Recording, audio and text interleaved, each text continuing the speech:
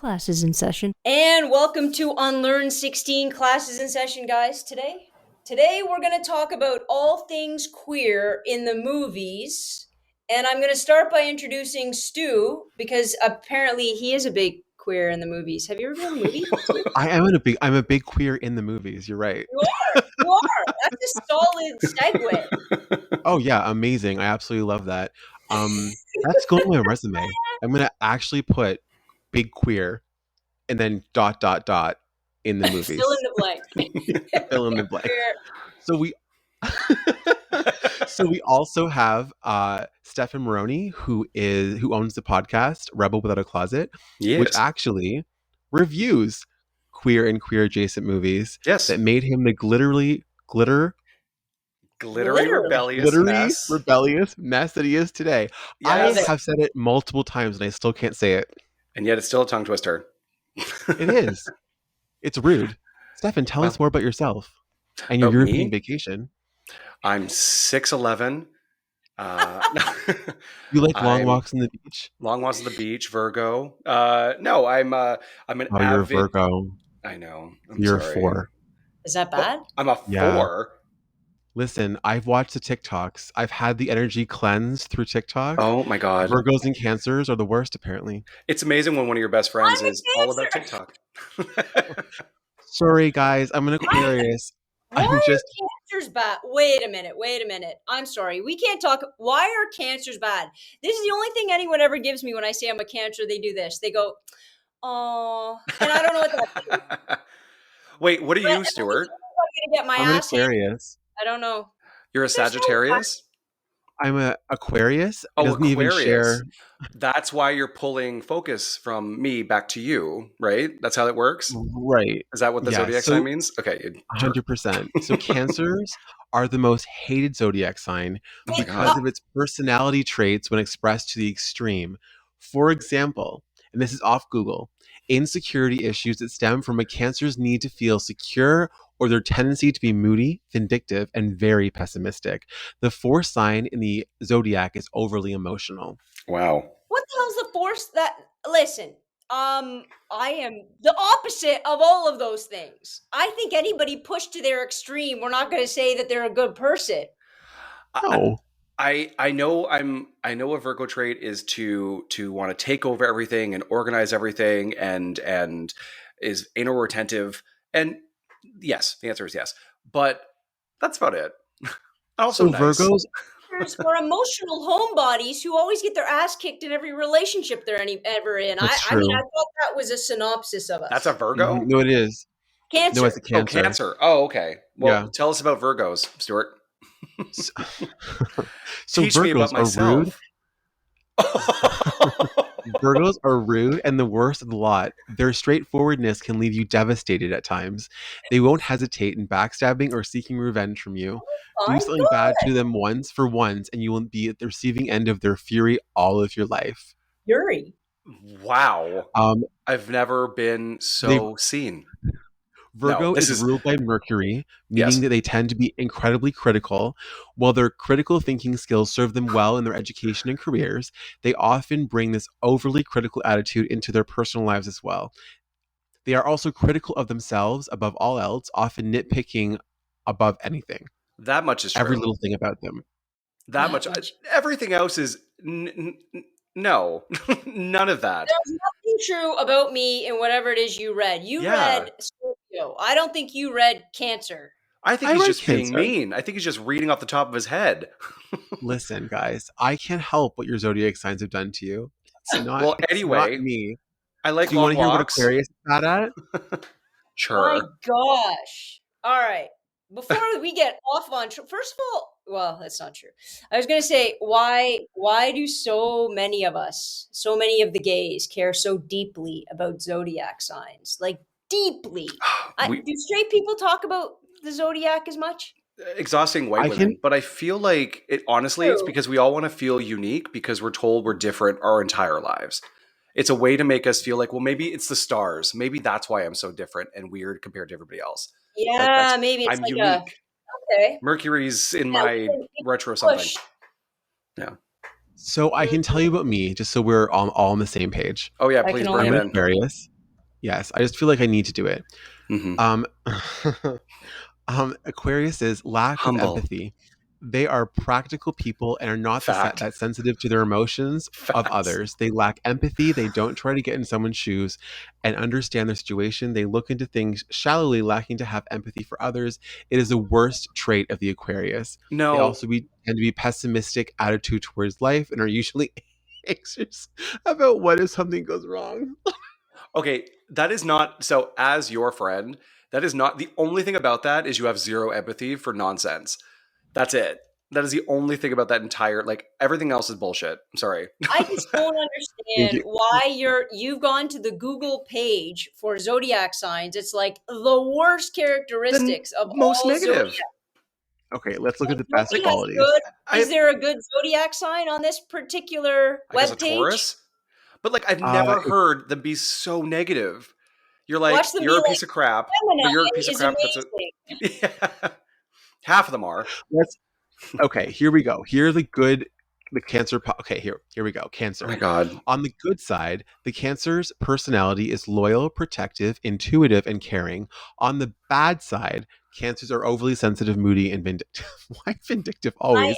I don't know if I'm vindictive. I think in my Yeah, head I like to think I'm victim. It's like one of those things. I'd be yeah. like, I would totally, but I do nothing. You would never. Yeah. I do I would. nothing Yeah. but sit at home and think about it. I do nothing. I don't even yell at anybody in public. Same. Nothing. Here, Stefan Virgo. Oh, Lord. Um, Extremely hardworking, determined, and ambitious.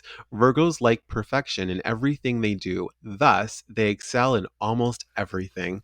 Huzzah. Right. Talking about their career strengths, Virgos make amazing writers and editors. And I edit a podcast and did graphics. There you So, another little tidbit about me. And go. And then Stu, for me, the positive Aquarius. traits in Aquarius are though they're naturally intelligent, no, though their natural intelligence, apparently we can't read, though their natural intelligence, fair-mindedness, and great wit often wins them a wide circle of eclectic friends, ultimately Aquariuses stand alone. They will Oh, not compromise their ideals, morals, or need for freedom and independence for anyone. Well, that's that's very true. Yeah. It's I true mean, about that I the needing believe. independence. That I believe. 100%. Hmm. I Yeah. like it. I like it. I Wow. also Okay. like that. Yeah. Okay. Sorry. So, And gay I like movies, my huh? divergence.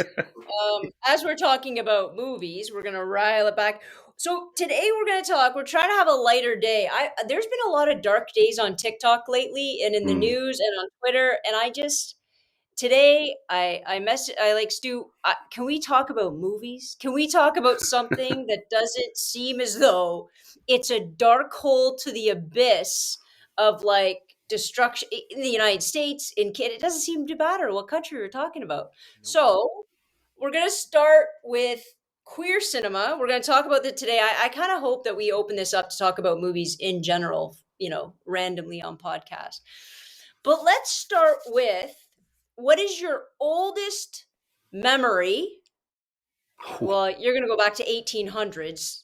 That is 1895. Stefan's Yes. oldest. That's his We're oldest going back to memory, Joanna. no, but I was what's there. what's your oldest like you as a young person?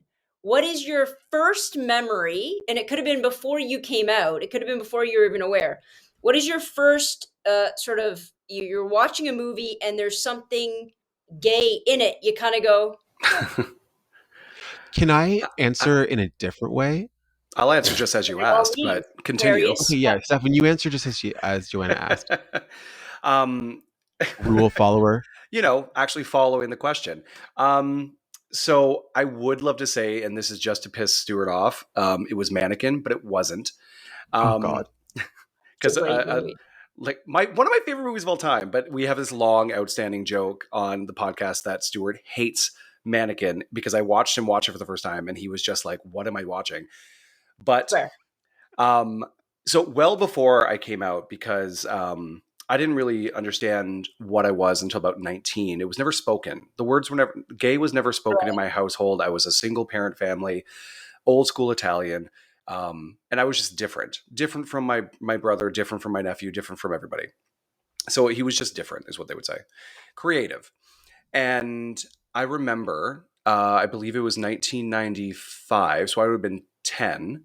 Um, I my mother loved Patrick Swayze. Loved Patrick Swayze for the feathered Who does? hair and the exactly. And Beautiful. so she's like, "Oh, well, this looks like a fun movie. We're gonna rent To Wong Fu. Thanks for everything, Julie Newmar." Oh, And I I to this day I remember seeing Patrick Swayze become Vita Boheme and was blown away because I didn't see a man in a right. dress. I saw this super empathetic, powerful character that I just became immediately obsessed with. I love Vita Boheme.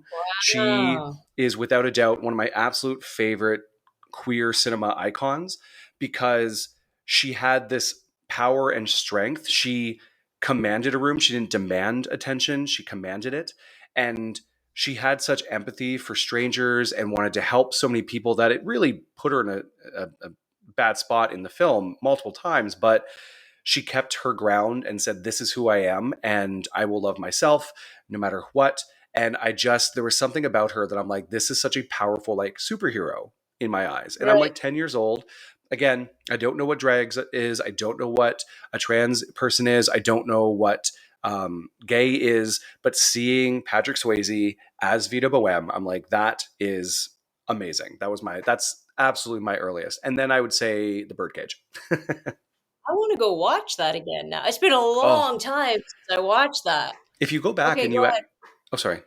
Yeah, sorry, go Yeah. ahead. What were you going to say? Well, I said if you go back and if you actually think of it as if you did a rewrite, took a red pen to that film and wrote it in new terminology that now that we understand those Yeah, yeah, particular characters, I believe that Vita would have been a trans woman, and I think right. that like uh, Noxie and Chi Chi, they would have been drag professionals for sure. But I think that of the group, there was a very clear trans story in Hmm. Vita because the second she turns, she looks kind of miserable in the mirror and she puts her hair back. She says, "Ready or not, here comes Mama," and we do not see that man again until there's Right. an incident. And it's just such a phenomenal movie. Very cool. Okay, Mhm. Stu, answer it however you want to answer it. No, I'm going to answer it the correct way. Thanks. Um, you're welcome.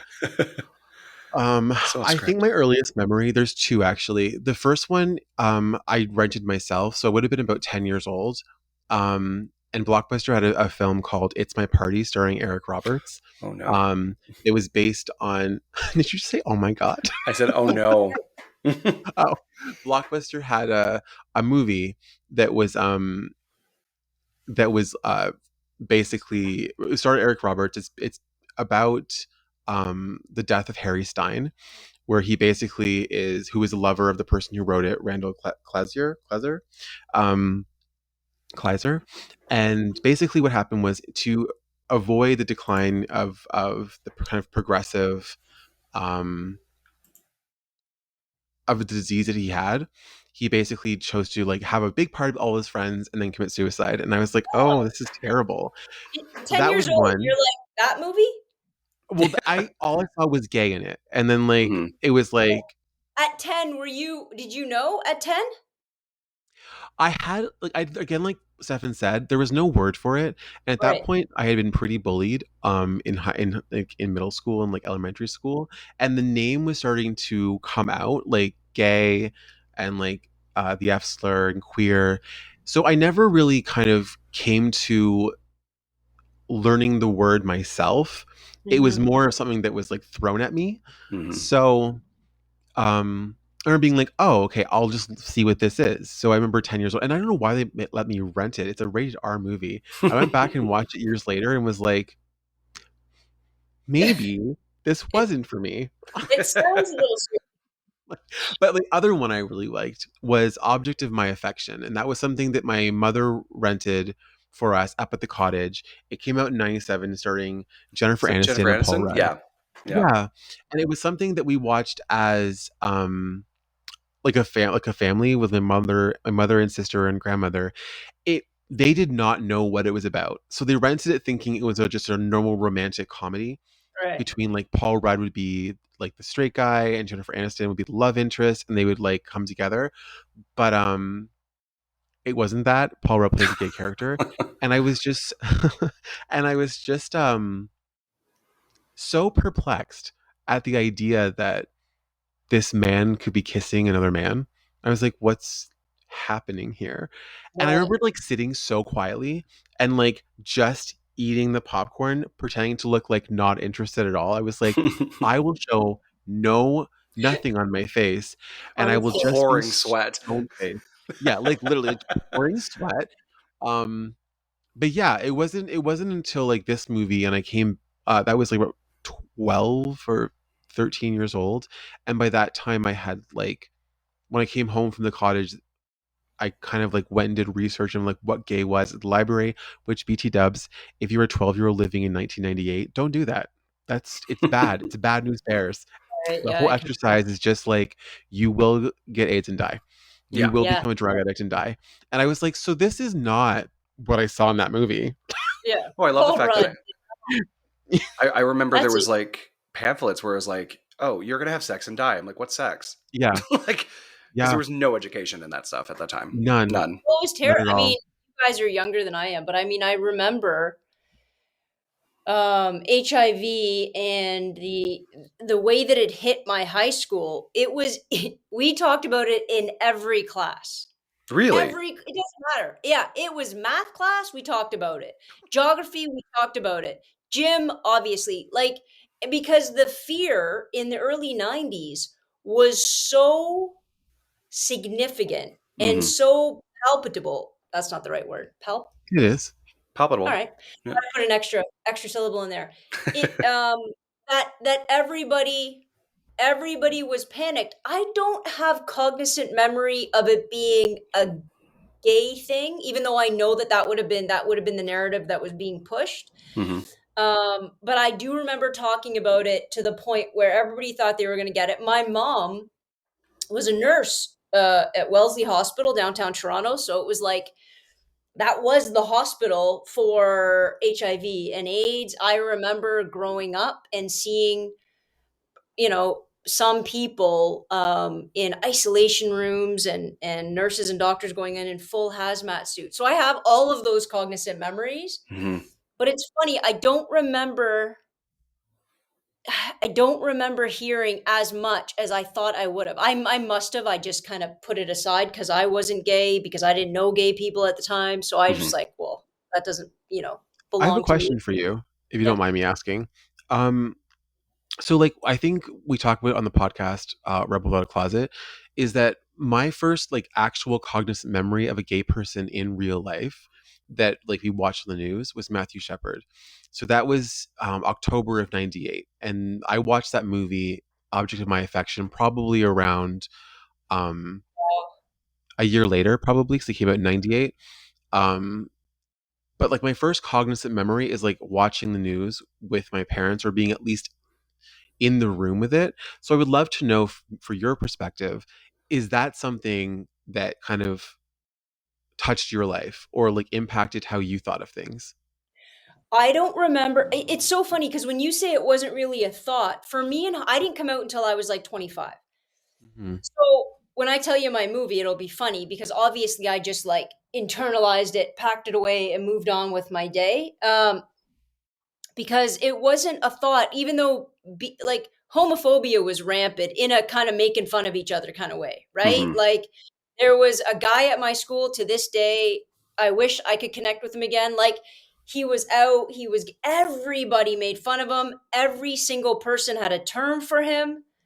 Um, and that's all I remember about him. I remember we had a gay gym teacher, and that would be, she would be made fun of. I mean, and it would be this undercurrent that you would kind of joke about. Like all my sports teams, we joke about being gay, but then somehow be homophobic, like aggressive about it in the same breath. Yeah. Um, it was just like it just wasn't on the table. I look back and I go, wow, I was just so gay. But it wasn't, and this is when people are like, why do you have to be out at school? I'm like, well, because it changes everything. Yes. Because when you see, and I would like to think I'm somewhat healthy, solid representation, when you see somebody living their life and saying things like my wife, or saying, and not thinking twice about it, and having a picture on my desk or whatever, like just just living as everybody else does and talking about those things. And if kids have questions, I answer them.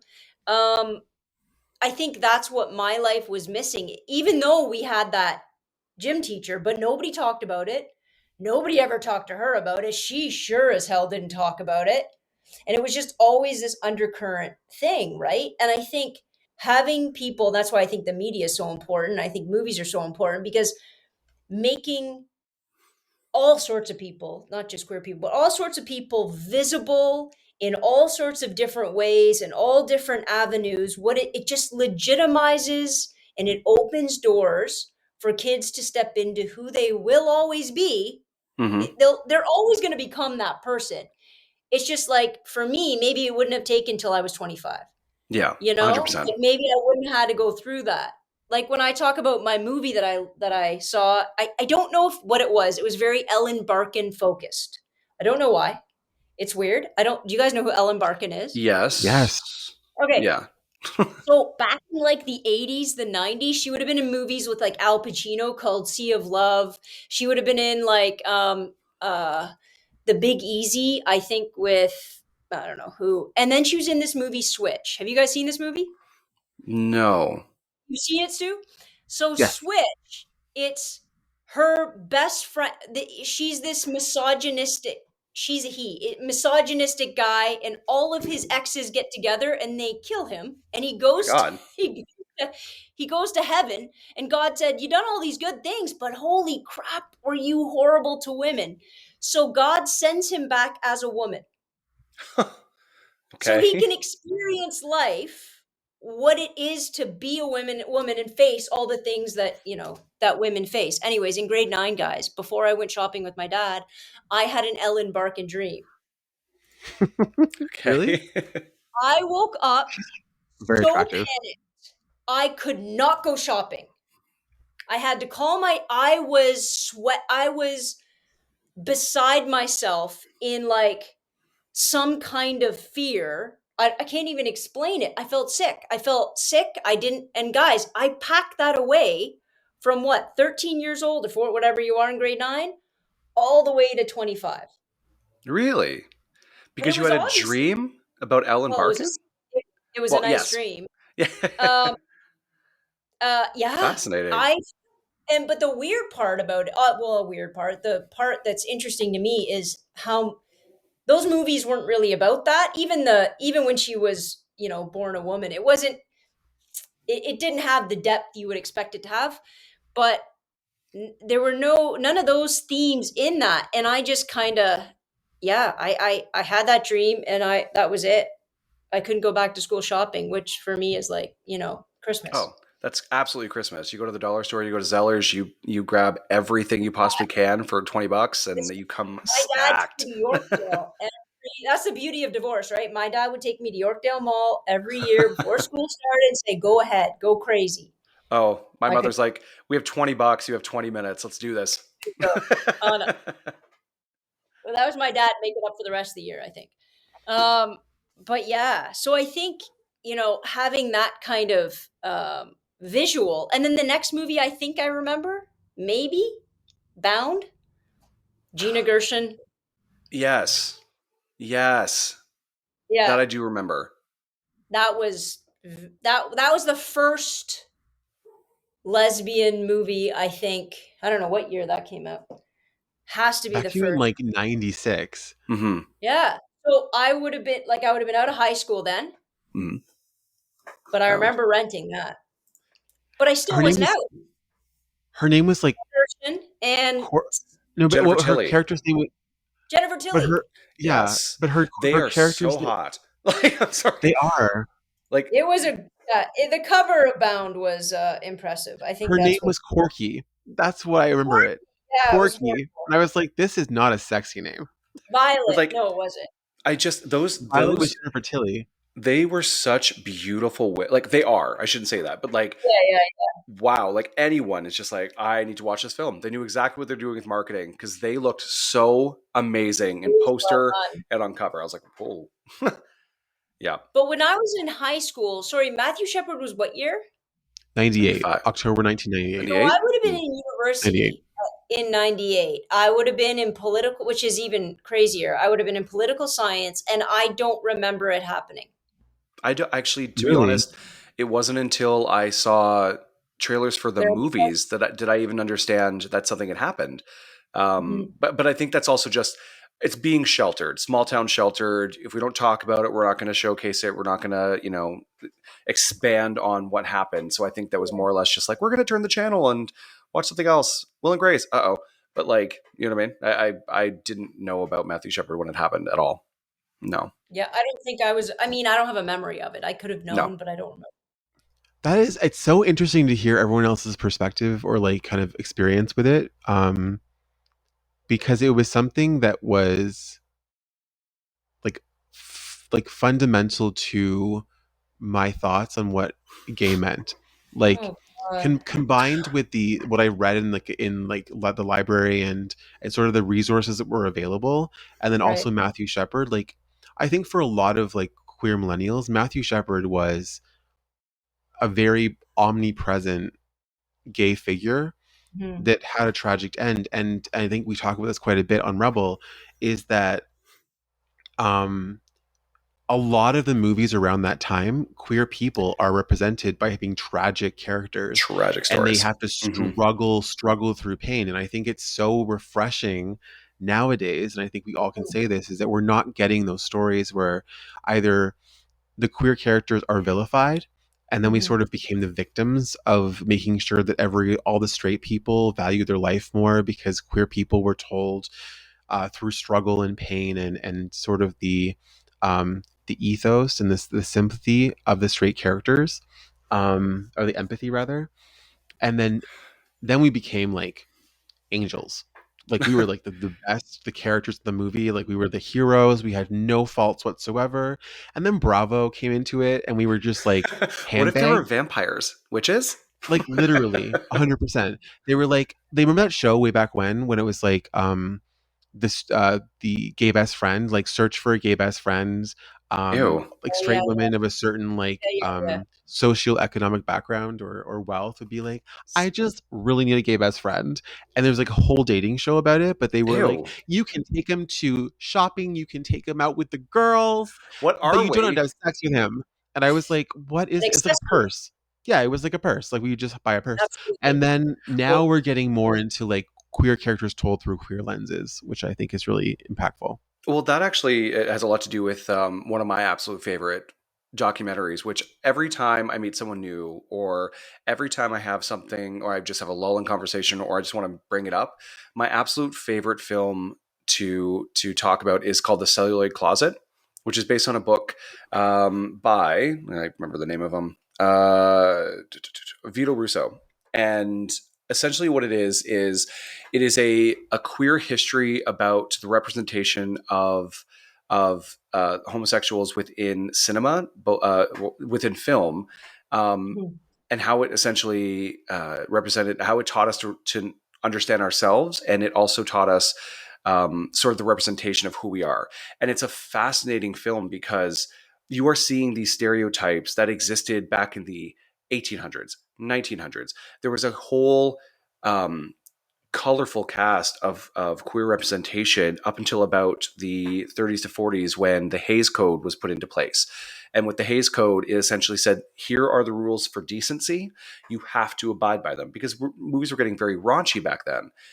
Um, and one of them was sexuality. The male white slavery was something they couldn't show, which I thought was interesting. And then what was the word? What the word they used? Sodomy and something else. And so essentially, he was saying that homosexuals could not be in main characters or within film. So what they did instead, because writers, people who check the films aren't that smart, so writers and editors would just very delicately lace queer characters within film. They would Mhm. like a movie about a writer coming up dealing with his sexuality turns into a movie about a writer with writer's block, or a movie about two gay killers. Like Hitchcock would make a movie about two gay killers, but couldn't outright just say it, so they had just very specific tendencies. And it was a fascinating documentary, just showcasing us essentially being either the villain or the victim for so long until about the mid 90s, where they finally allowed us to shine as fun and lively and, you know, beautiful people and not just victims or villains. It's a fascinating film. It's one of my absolute favorites. Oh, I'm definitely Mhm. gonna see it. I'm definitely gonna watch that. What do you think of that first? The first one that comes to my mind that was just fun, enjoyable, campy has to be "But I'm a Cheerleader." One of my favorite films. I One of my love it. favorite films. I We were talking love about this it so earlier. much for so Yeah. many reasons. That's Yeah. around then, right? Was that late '90s, right? 99? It would be 99 or 99. 2000.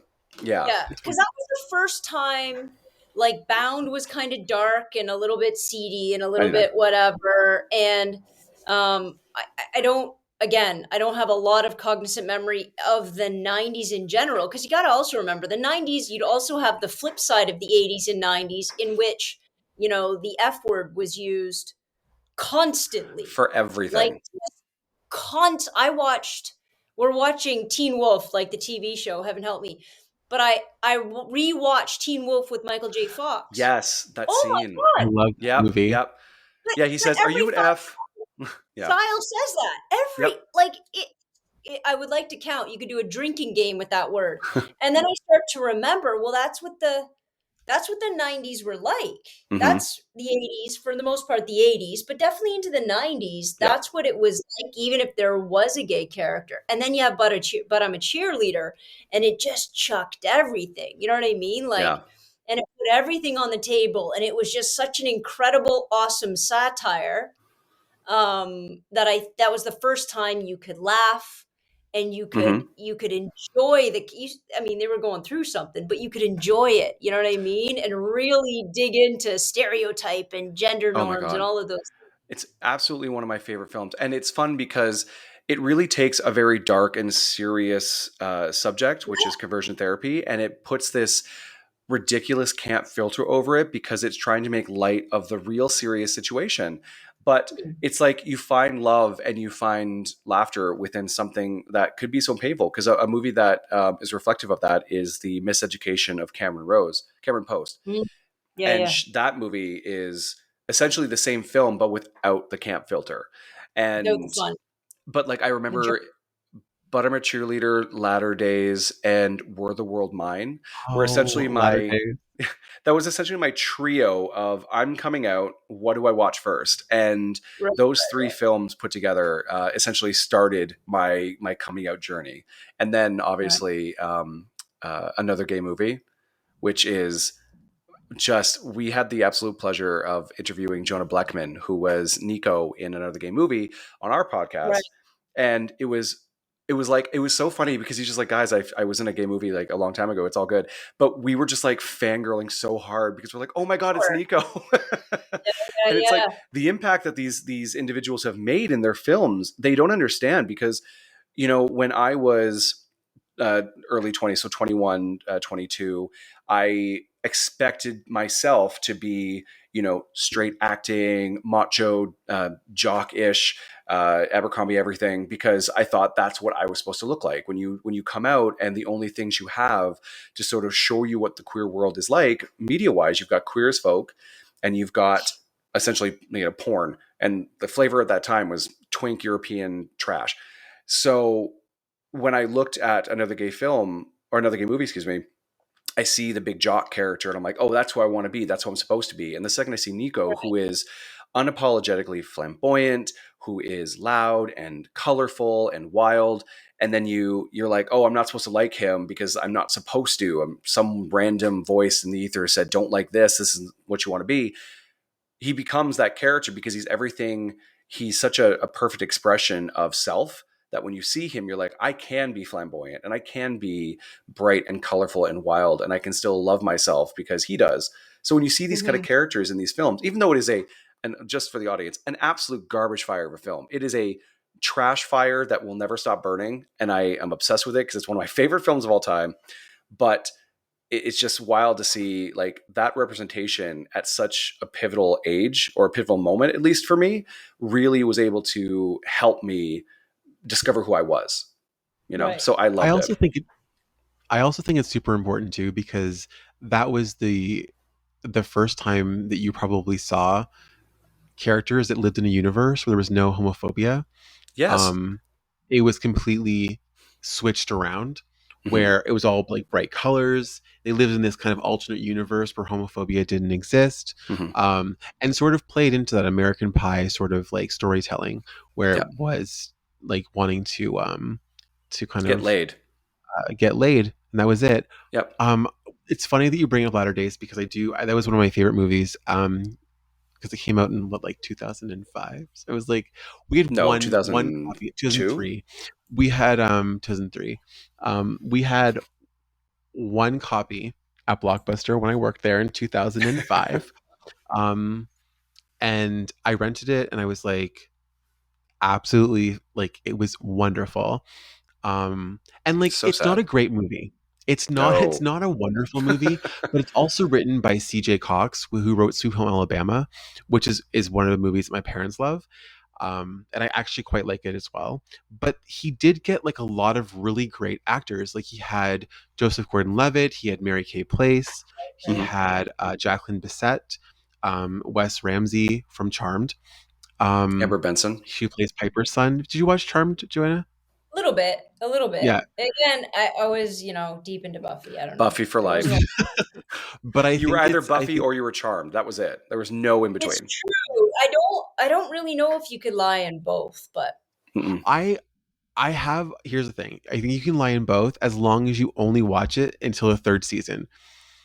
is that Because Charmed? Is after that that, the? that's when Shannon Doherty left. But there was some very deep ties between like the same feminist energy you got from Buffy that you got Mm. from Charmed.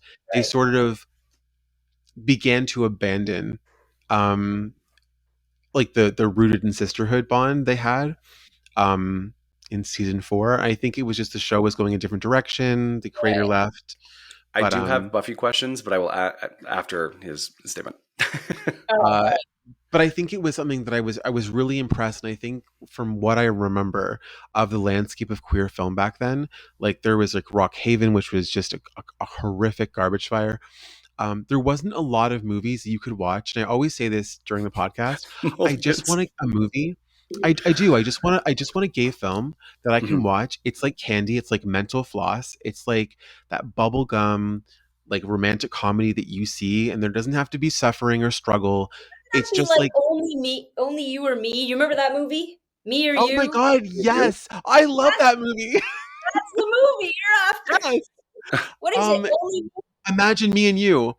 Oh, imagine oh, me oh, and oh, you. yeah, yeah, yeah, yeah, yeah. Yes, I love that. Exactly, That's exactly. bubblegum, And right? Yeah. I always say to every single podcast that we record, I always say, if you just removed, Yep. like, if it was like, if you just removed the male or the female character and replaced it with a character of the same sex, and you did not change the script, it would not change the movie. 100%. Listen, guys, I'll tell you that I don't. Again, I don't know if you guys watched 90210. Did you watch it when it came out? The I was original? too You're Which too young. young. which I one? was too young. Which Guys, one?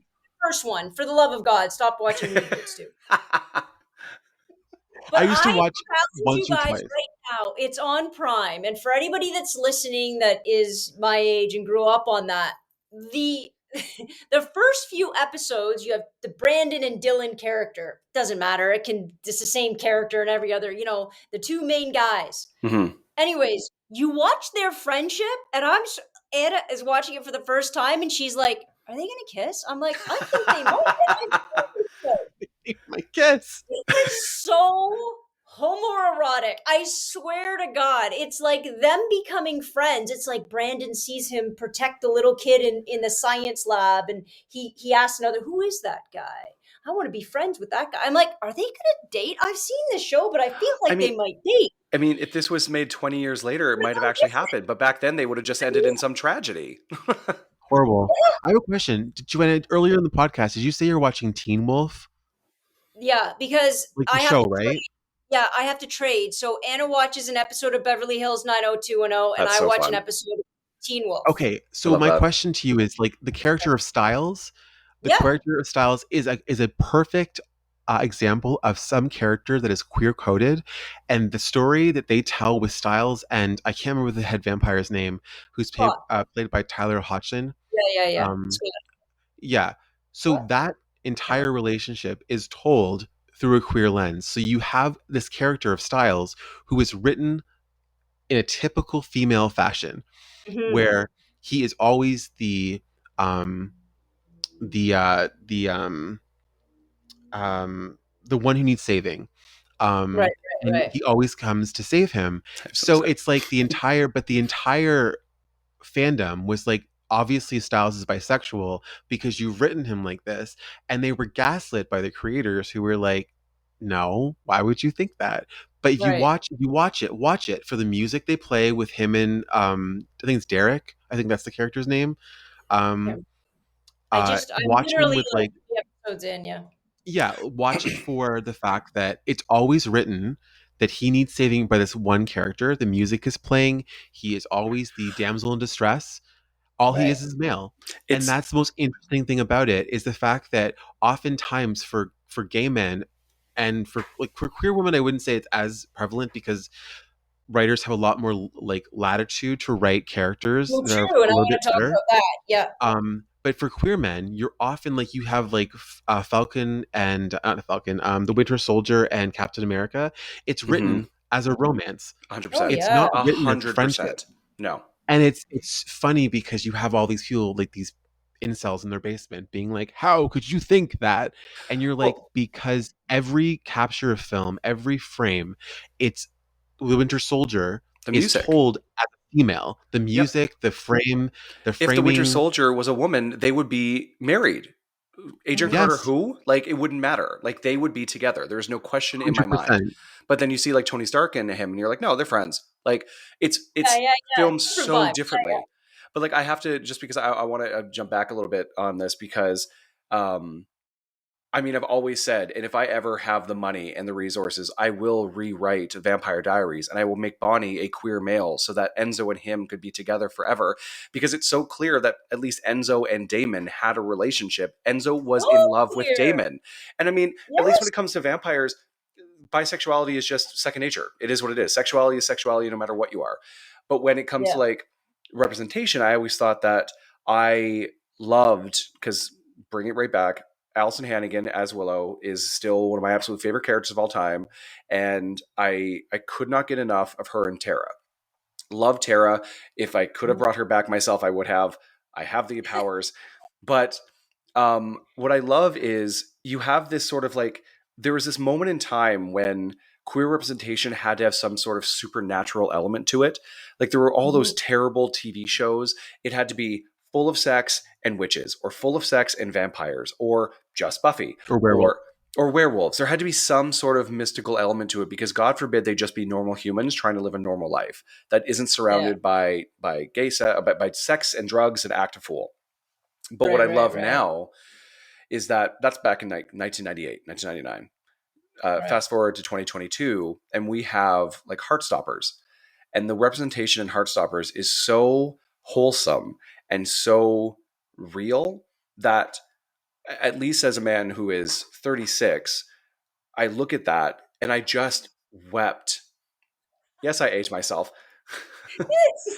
Just wept the whole time, because you have a show that has no sex, no swearing, no drugs, no nonsense. It was just here, Age and people appropriate. making the right choices. Everything was just, it was exactly the way a teen would act, because for so long we've over sexualized the teenage story. And when you're looking back at Queer as Folk, and you're looking at Buffy, and you're looking at Vampire Diaries, and you're looking at all these shows, it's Young Royals, that one of the new ones. It's so difficult to be on board, because it's such a it's such a difficult representation. But when you see something like Heartstoppers, and it just seems such a genuine, natural progression of what a true friendship then turned relationship would be like, when you're just a teen who has no idea what's happening around him. Like, I would have very much been the Nick of the story. It's Nick, right? Nick and I Charlie. can't.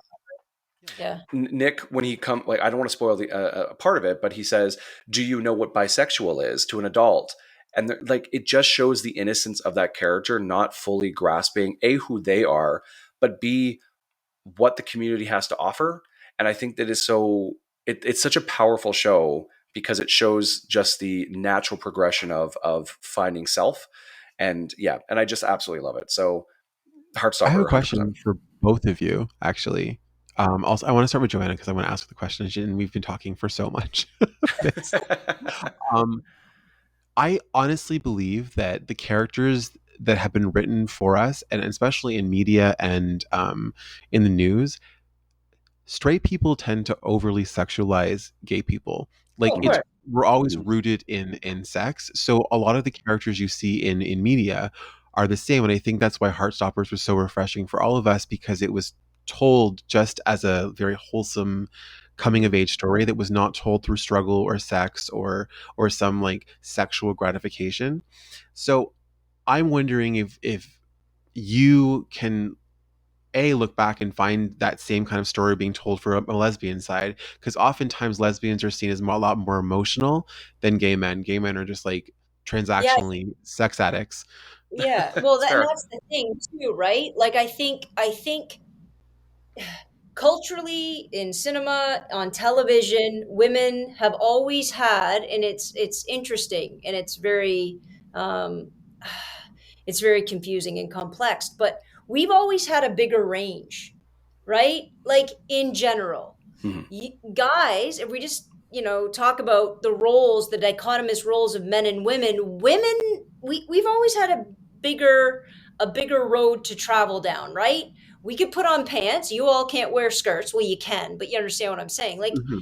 genuinely acceptable. We can become doctors and become lawyers, and whereas when guys become nurses and elementary school teachers, you're judged. So, in that vein, men historically have been very much limited to the diversity that they're allowed to be. And then when it comes to, I think, any discussion about the queer community, is that when you start talking about sexuality and when you start creating those characters, the only thing and you see it happen in our culture, the only thing you ever talk about is sex, Yeah. right? Mhm. Like you can't, Mhm. and you see this spilling over into the Don't Say Gay bill and all of that political mess, right? It's like, as a teacher, I walk into the classroom and I say, "Oh my God, this weekend, my wife and I, da da da da." That's a normal story. Any teacher, any straight teacher could come into their classroom and have that discussion.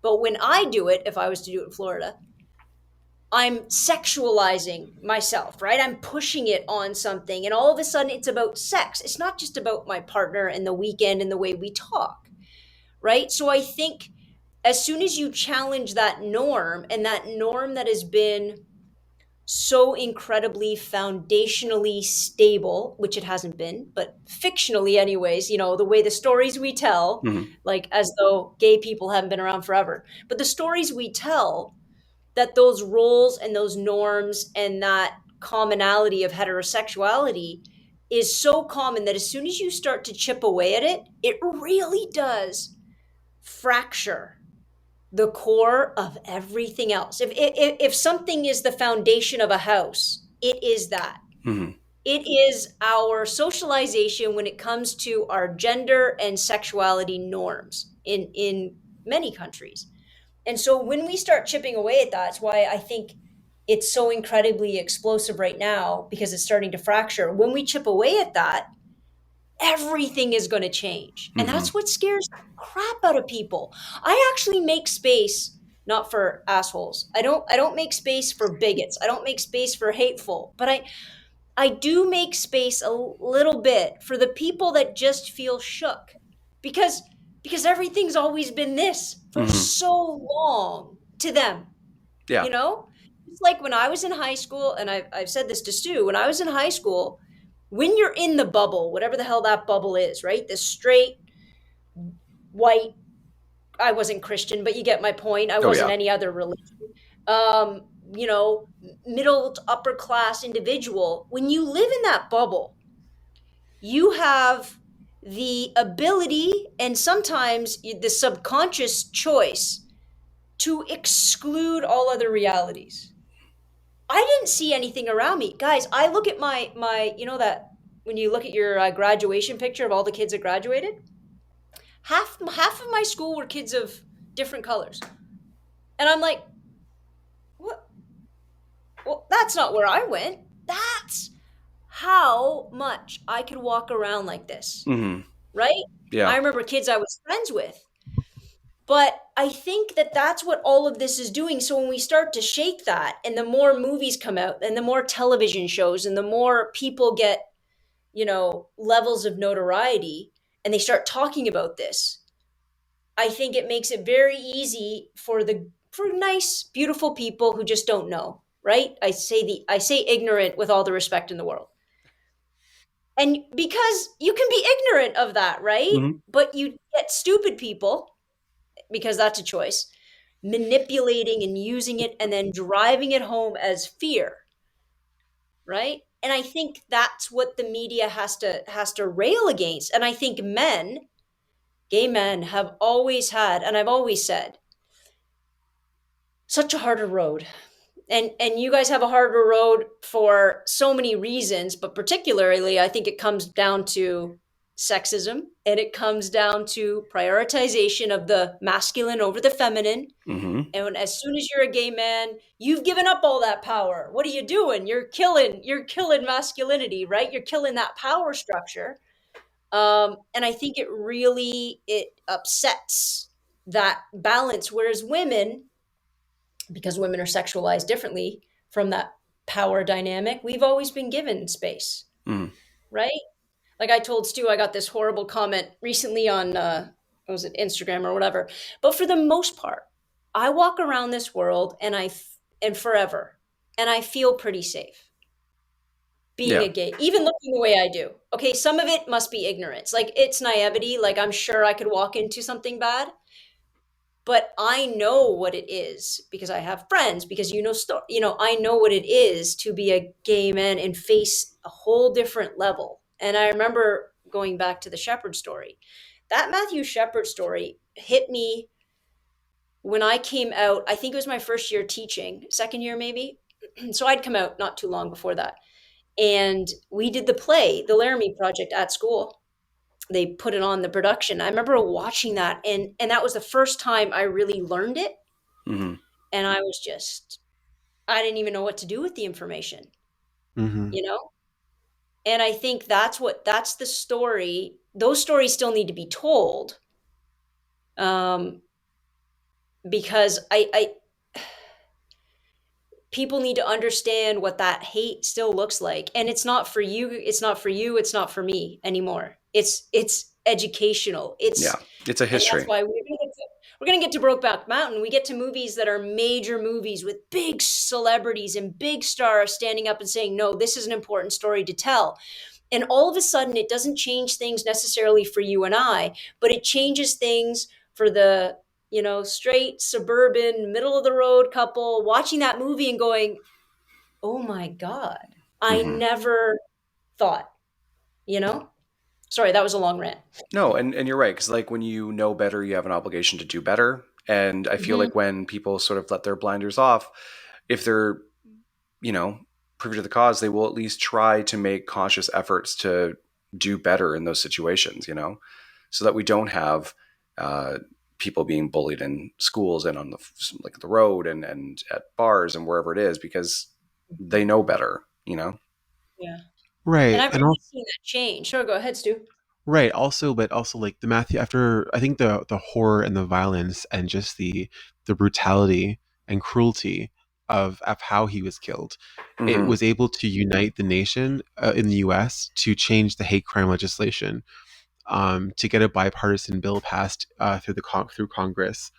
Um, and I also think too that while it did benefit, and I hate saying the word benefit, the community by extending hate crimes to Hmm. address sexual orientation, um, it also gave rise to the Westboro Baptist Church and to Yeah. Fred Phelps, and gave Fred Yeah. Phelps a platform.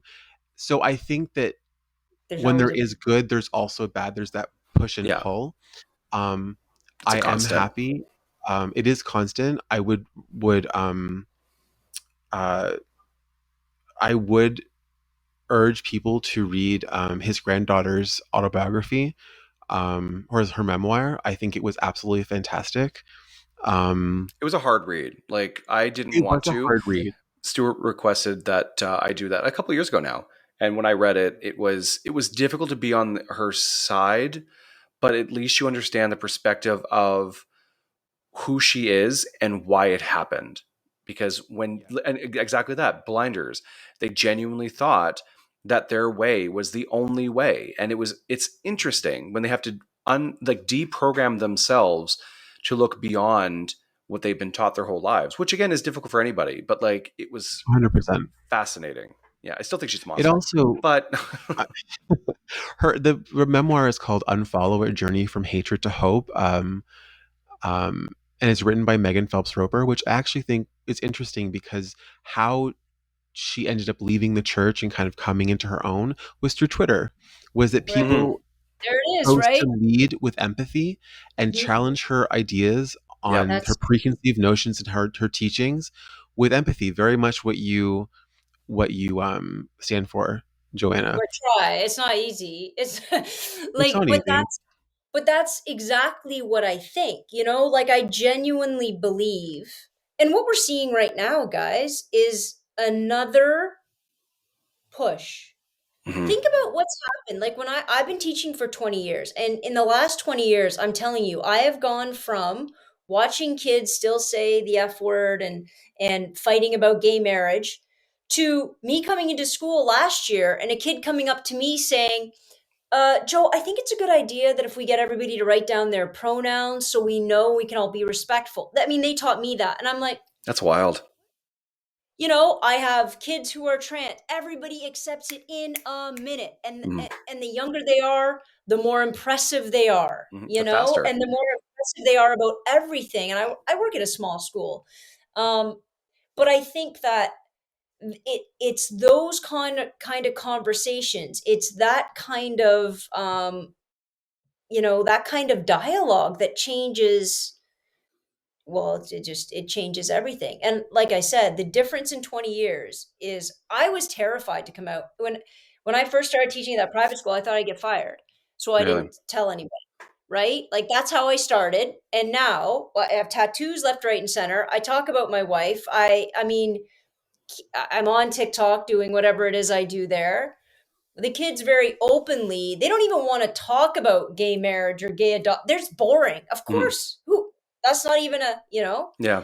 But I think with the the not the existence, because it's not the existence of the trans community, because again, been around forever. Mhm. The notoriety and the social media presence of the trans community and the queer community and what it's done to get at kids and people in small towns that don't have access, right? So Right. we've created this lovely thing where you don't need to feel alone if you're living in Wyoming anymore or wherever. Not to pick on Wyoming because it happens everywhere. But what that's done is it's like created different versions of the little Baptist church, the heritage, everywhere, Mhm. because it's an uprising to something they see that's pervasive now and changing everything and yada yada yada. And that's what the pushback is. Yep. So you have all these laws going on all over the place in the United States, and to be honest, remnants of it in Canada. And it's the pushback to this thing they think is new, but it's not new. It's just It's fascinating. expressive, It's right? fascinating. Like the idea that, or the thought that they think that this is a new concept of being a trans person, or like I just, it's shocking, and I don't understand. I sometimes I just don't understand how someone could look at another person and say, "No, you're wrong. Like that's horrible." And it's like it's just who I am. So no, you're wrong. Like how you don't have that empathy towards another Yeah. human being. I mean, Stuart has no empathy towards anybody, but how like Well, another it's his person. sign, though. It's not his fault. Yeah, it's a Yeah, Virgo, and I'm an or no, it's a Virgo. Aquarius. It's the Aquarius. But yeah, it's just it boggles. It absolutely boggles the mind. And you look at these people and you think, how do you get power? How does someone so crazy get power over others? And it's just fear. It's a life of fear. It's because the problem is that it's not that these concepts are new, it's new to them and they fear change. And as a like, if you are 100%. a small 100%. town cis white nuclear family, white picket fence, and you see color and difference and, non-binary and gender fluid and the trans and just POC, period. You see these things and you're afraid. And what do? You cling to the person who promises you that nothing's going to change because you're Yeah. scared. And it's Right. that in and of itself is scary, because Absolutely. it's so sad. Well, it's so interesting because again, like I grew up, my mom worked at well. I mean, I think the first um, trans surgeries went on at Wellesley Hospital. You know what I Really? mean? Like that was it. I think I want to say in Toronto, anyways, Mm-hmm. which was why it was so problematic when they decided to shut Wellesley as opposed to St. Mike's. Well, obviously the reasons are crystal clear there. But Wellesley Hospital was always very well known for supporting and taking care of the trans communities, sex trade workers, the gay community. It was in a part of Toronto that obviously wasn't affluent. But my mom worked on plastics. My mom worked like she was a nurse on on those floors Mm-hmm. where some of those first surgeries would go. And it was interesting because back then it was all about passing, right? And I would expect it still is today Mm-hmm. to a large degree, but back then because the surgeries and the hormone regulation and everything was so relatively new, the rates of passing weren't great. So what would happen is you would have an individual, and predominantly she saw men to women. You would see a trans woman get the surgery and go through everything and be still incredibly unhappy. And people would write that off to, oh, see, it's just because they were never happy. And that's not the reason. But the real reason is because we've created this horrific binary where if you don't fit comfortably in one of those two seats, Mm-hmm. you feel excluded and marginalized and hated and feared, right? And that's what create has nothing to do with the parts that they now have or the hormones that they now have. It has to do with the fact that we're still not, society at large is still not accepting. And I remember when I was at York, I met like my first trans friend, like a person that I really got to know. And he was going through, when I met him, he had top surgery done, and he had a very cool perspective, and he would say, I'm always going to call myself a trans man. And I'm like, oh, okay. And he's like, some people want to be called a man. He's like, that's not my whole character, that's not my whole person. Mm-hmm. And he goes, I'm never going to look like Brian. Like when I was friends with Brian, I'm never going to look like Brian. I don't care. I don't care, because this is me and this is Mm-hmm. the body I got and this is the way that I present. So I don't need to pretend as though that half of my life, because he was in his 20s when he transitioned, never happened. But that's not who I am anymore. And I can embrace this. He would call it like a tertiary kind of category of personhood, Mm-hmm. you know? And I thought that was fascinating because I never heard anybody speak like that. I remember one of my high school friends, now just lifelong friend. Um, she didn't she didn't fully grasp or understand that she was trans at the time, and so she decided to sort of pull away from us. And because we're idiot teens living in the middle of nowhere, Hicksville, we just assumed that she was just ignoring us and just being moody and rude. And it wasn't until years later where she approached me again and said, I was struggling with this, and this is what happened. And at this point, I've been openly gay and out and proud for many years. And I said, "Oh, 100%. Come over, come into town. We'll get together." And she said, "Can you help me like go out and just go to a gay bar? I'd love to just be at one." I'm like, "Absolutely." So my best friend and I, Anita, she came over and we went on a shopping spree. We hit Hot Topic. We got her a dress. We got her makeup. Anita knows her Hot makeup. topic. Well, because I was just like, we got to get you the polka dot pinup dress. And she's like, that's not really my style. I'm like, and at this point, I'm also playing dress up because we're all just playing dress up right now. And she's Sure, like, no, sure. I kind of want. And so she got this really cute dress and we put her in makeup and she looked in the mirror. And I'll never forget being there in that moment where she saw herself for the first time and she tears up because this is who I am. And just and knowing that like we were there in that moment with her, it was so beautiful. And something you said earlier reminded me of the fact that, like, I wish we had more of an actual written or archival history of the individuals that are POC or women or trans women who have impacted the history so fervently, like so passionately. Because the problem with Western media and the problem with just like North America in general is they always want a white savior complex. It's always a white savior. And to bring Mhm. it back to the films, Stuart and I reviewed Stonewall, which was Oh God, absolutely one of the worst films we've ever seen, because I'll never Stonewall forgive you is for that. it's historically about trans sex workers Yeah. and POC women who threw the first stone, threw the first brick, and stood up for the community. And in this film, it was about And rallied. and you know, and that impact that they made. And in the film, it is about a aw shucks corn fed white kid from Minnesota who goes to the big city and is becomes like the savior of this ragtag group of misfits in the cleanest version of New York that ever existed. Oh my And God, it was at fucking golden hour all day long, every yeah, day. yeah, just a soft, perfect hue on him. And no matter what happened to these street kids, he was the one who saved the day, and he was the one Right. who got out of there and got to school and all this other stuff. And it's so gross because there are so many nurses and doctors and advocates who were such a crucial part of the AIDS epidemic that would enter the room when no one else would, that Right. helped Yeah. those who needed help. And we never hear the stories. The only time you ever hear about those nurses who assisted were on like a Facebook post during June, you know, where it's like, hey, this nurse did X amount for this, but she's not in a book. She's not in a textbook or a history class. This is the stuff that we should be learning. This is our history. And it's so sad that we lose all of that because it's not a white dude saving the day. You know, Yeah. it's Can you tell me, I'm sorry, Stu, I want to get this in and then I'll ask you what you're going to say, but you talk about the moment of your friend looking at themselves, yeah, right? yeah, And, Chloe. and it almost made me cry. If every single person, I don't even care who you are, I'm going to say it, I'm going to say it out straight up. If Ron DeSantis himself had a son and wait a minute, but Stuart, he had that moment.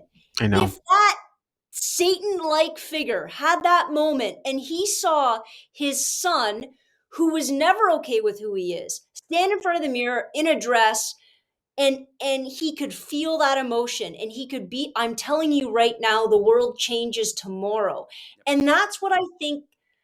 I do believe that media, don't worry, it's all to make money, and every movies are going to make money and yada, I get all of that. But if you can convey that story you just said to the average person who's never had the personal experience or might not ever have that personal experience, to me, that changes the world tomorrow. Because you cannot be in that room with that person when they look in that mirror and you can feel, like, I can feel from that story, I feel what you're talking about, right? And the more diversity we have on the screen, it gives people the power or the scope of imagination to go, oh, I think that's closest to me. It's never me. It's never exactly me, but that's closest to me. So that's going to give me power to go and do the next thing I have to do, you know? Sorry, Stuart, what were you going to say, huh? It was 17 years ago. Now I wanna just respond to what you said. I wish, I hope that is something that these politicians and um, legislators are have the access to doing. I hope they have that same empathy that we hope that they do. I really do, especially for these um, kind of abstract children that they could possibly have who are kind of going through this. I don't know. I worry that they don't have the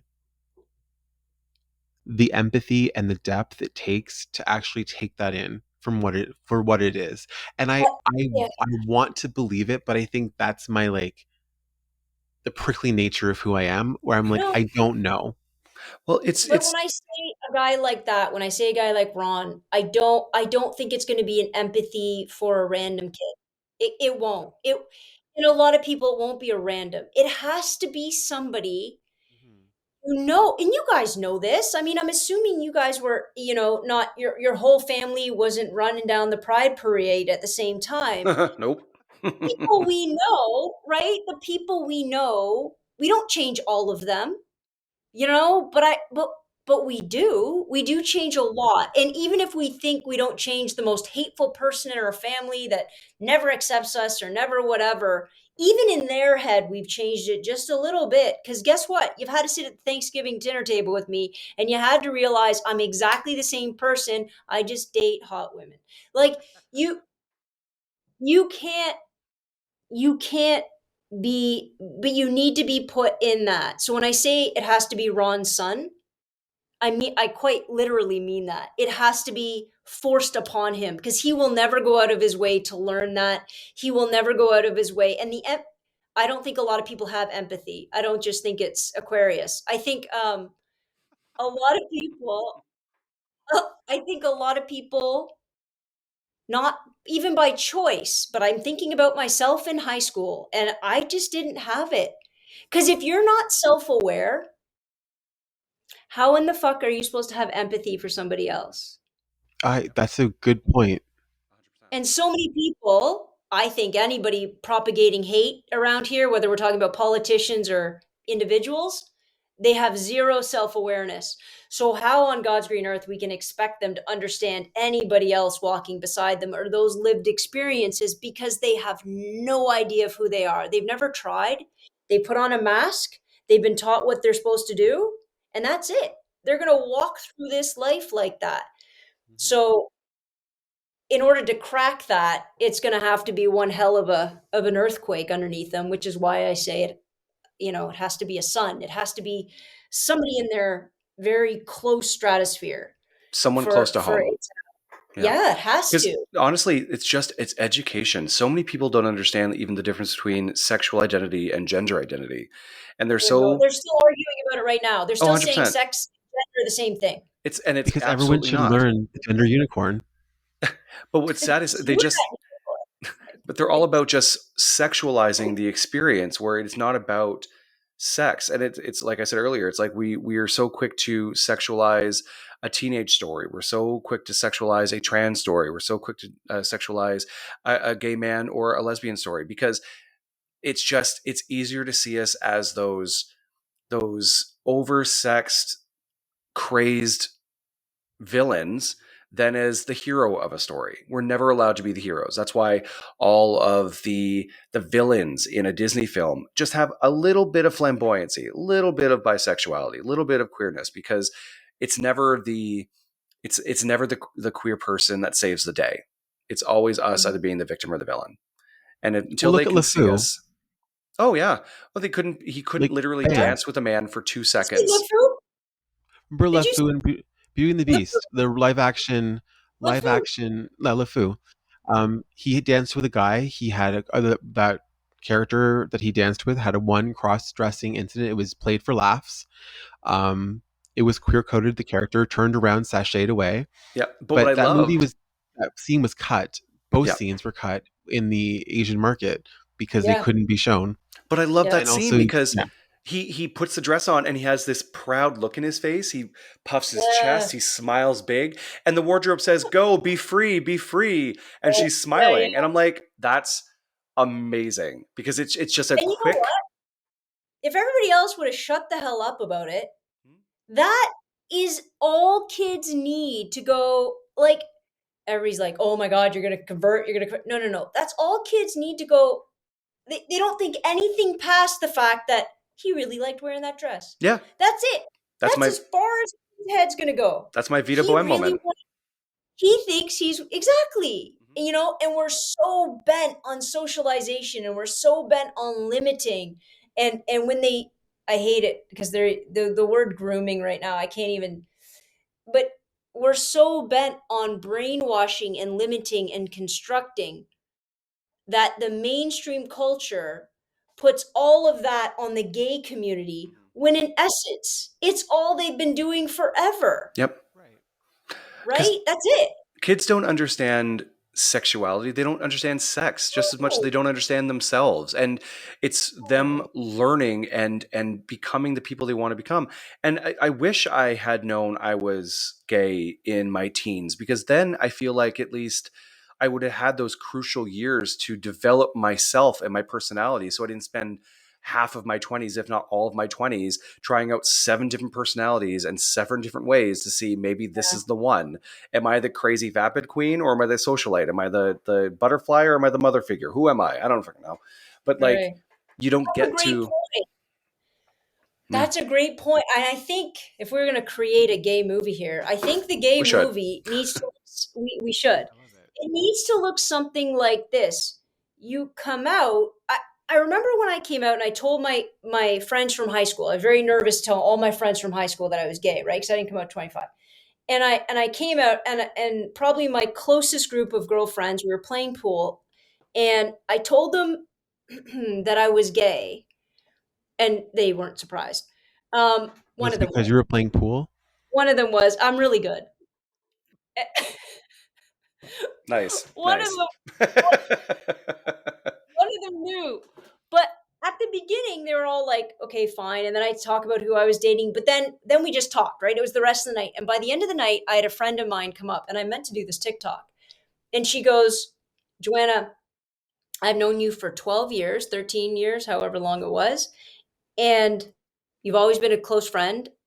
But tonight's the first night I saw you." And it has nothing to do with you being gay, that story. It has everything to do with you were closed, you were limited, you had walls left, right, and center. I never knew why. And now they're all gone. And that's it. If we can figure out a way to convey that, because yeah, I wish I would have, but if I would have done in high school, it would have been a disaster because it wouldn't have been okay. So there's been a whole other host of crap I would have had to go Oh, through. mm-hmm. And I'm glad I didn't have those wounds to heal. Um, but if the earlier, and this isn't just about being gay, right? The earlier we can get to the person we always been, or we will be eventually, if people would stop getting the hell in our way, Yep. the more aware we can be, and then the more empathy we can have for everybody else. Yes. That's the gay movie. We just Yep. need to figure out how to write it. That's it, It's true. right? Because it applies to everything. It's not just about sexuality. It's about everything in every single way. And I look at this, and I look at kids, and I think of their parents telling them what courses to take. And I'm just like, get the fuck out of their way. Look, if they want to be an art student and you're making them take bio, you're prolonging and making a painful transition to where they have to get eventually. You're just making it harder. Yep. They're going to get there. It might be when they're 45 and they have to blow up their whole life because they realize they've never been happy. Don't do that. Don't get the hell out of their way. And so it's true on so many different levels, right? Yeah. How we dress kids, where we send them to school, how we tell boys and girls, like we genderize their play and their language, and we just keep getting in their way, you know? I just think every student, every kid should be given a training on the gender unicorn, or like the just to have the idea that they can do what they want. That Mhm. gender identity, gender expression, the sex they're assigned at birth, who they're physically attracted to and emotionally attracted to, are all very different and don't impact the person, the core fundamental human being that they are. Because Mhm. no one should be ever made to feel that they are not enough, that they are not complete. Everyone should feel from birth throughout their entire life that they are exactly who they're meant to be. Mhm. And no one can tell them that it's wrong or different or they've changed themselves. Just exactly what you're saying. Let Mhm. the road go wherever it goes Just be a good and just person. sit be there, support there. Be Yeah. a good Yep. person. Yeah, yeah, yeah. All my I mother mean, ever said. Just be a good person. 100%. That's it. Get educated. And when I say get educated, a lot of people think I'm just talking about school. Heaven help me. No, absolutely not. Travel. Oh Put yeah. yourself in positions where my God, we live in Toronto, and the amount of kids that have never been to, like, Little India, or had food, had Ethiopian food, or gone to Korea. God, we have such diversity. Go put yourself in it. Go exist in it, right? Go see what that feels like. And the more that we do that, that's the kind of education, because you don't need to necessarily travel the world. We don't all have the means and the capacity to do that. But crap, if you live in Toronto, you have the world, a subway ride away. Yep. Go figure it out. Yeah. Go experience it.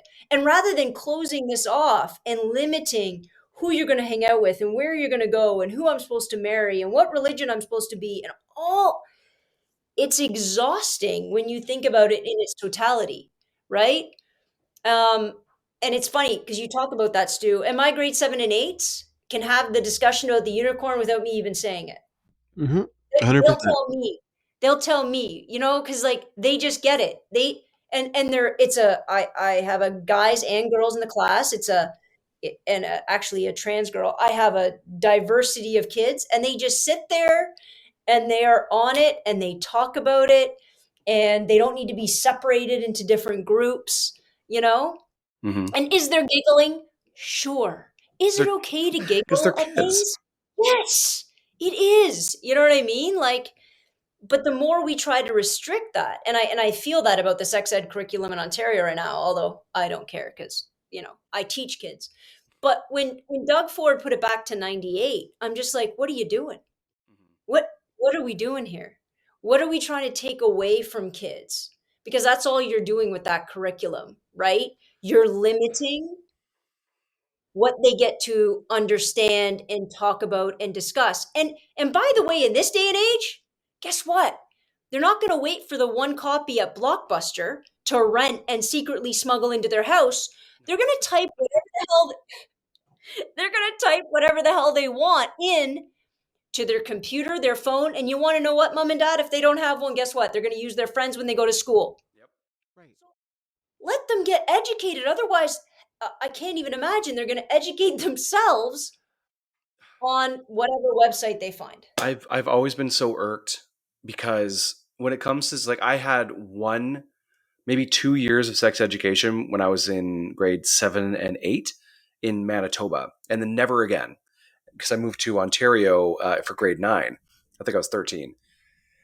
And it always bothers me that if you don't have the answers to how do you deal with STIs, what do you use for birth control, how can you deal with herpes, what is the proper medications for XYZ, do you understand the genetic or the biological makeup of a man compared to a woman? If you can't answer these questions, but you're denying a professional's answers, you're not doing your due diligence as a parent. I can't. I hate that, and I just it bothers me. Yes, sorry, Stuart. So go for Stu. We raise the hands on the other podcast. Are we interested? I also think too that parents, especially the parents who are the most vocal about their kids being indoctrinated, seem to believe that if they monitor and regulate and remove material from their child's life, that they're not going to find it in other ways. And I think that the most damaging thing, and I think this is something that we can definitely say with a surety, that movies and television do a great job of creating characters that you know and love, and counterparts that you can relate to, but they're not a great thing to learn, like sexual health, emotional health, because these are dramatic stories played for a television audience. So very similar to what Stefan said earlier, where um, I would have preferred to be able to come out in my teens and live that dramatic life that we see played out in the high school hallways with all of the straight couples when I was there. I We did in my played it 20s. out. Right, same. I did it in my 20s as well, but I did it based on the television shows that I watched, thinking Yeah. that was how relationships were. They were supposed to be big and dramatic, and everything was like break as soon as we were arguing. It was just this toxic circle that I lived in, trying to figure out A, who I was, B, who I was in a relationship, be who I was now that I was out with my friends that I was currently with, making new friends and family, and all that was happening all at once. Mm-hmm. And I was like, Yeah. this is who I am, but who am I? I have no idea. I have no one to talk to about this. I'm surrounded by straight people, Yep. and they're all telling me that they support me and that I haven't changed, but I have changed. I just don't know what it is. So I'm going to wear this really tight clothing now and be Regina George. And that's who I am. Yep, because I mentioned this. I mentioned this recently in our podcast. I said that I knew a person who lived in the northern parts of Manitoba who had no education at school in regards to health or sexuality, and so the only thing that they understood or that they thought the queer community was and queer life was like was episodes of Queer as Folk and paperback Sure. smutty novels. And so when they moved to the big city, which is Winnipeg, which is not a big city, when they got there, they assumed that that was a life that they were going to lead, parties and drugs and sex and act a fool and nonsense. And that's not at all what it is, but that's the only representation that they had and the only education that they had where they were, because we are really dropping the ball for our teens and for the students and for our kids when we don't at least give them basic fundamental health and sexual safety and just understanding of what the definitions of sexuality are. If you deny them that, you're not doing them a service. It's sad. I can't. And also remember, they will look it up. Yeah. Yes. If And they are we're not going going to have big, healthy discussions and put it on the table, I promise you, they're finding a website or they're going to their friend's house or they're going, whatever situation they're going to find themselves in. Like it was like in the 70s, we had, there was nothing. I was going to say I'm not that old. I am that old, but I was just born. You know, there was no internet, there was no whatever. And so what do we do? Like my grandparents wouldn't have talked to my mom about it when she was a kid. Well, guess what? They still found out. Yeah. And they found out in the most dangerous of ways, right? We can't control information. Anybody thinks that we can control sexuality, which is the fundamental reality of human beings, of all mammals, right? Is being sexual is the most asinine thing I've ever heard of in my entire life. And the more you try to control it and compartmentalize it and limit it, the more your teens predominantly are going to do whatever the hell they want to do as long as a parent's not around or an adult's not around.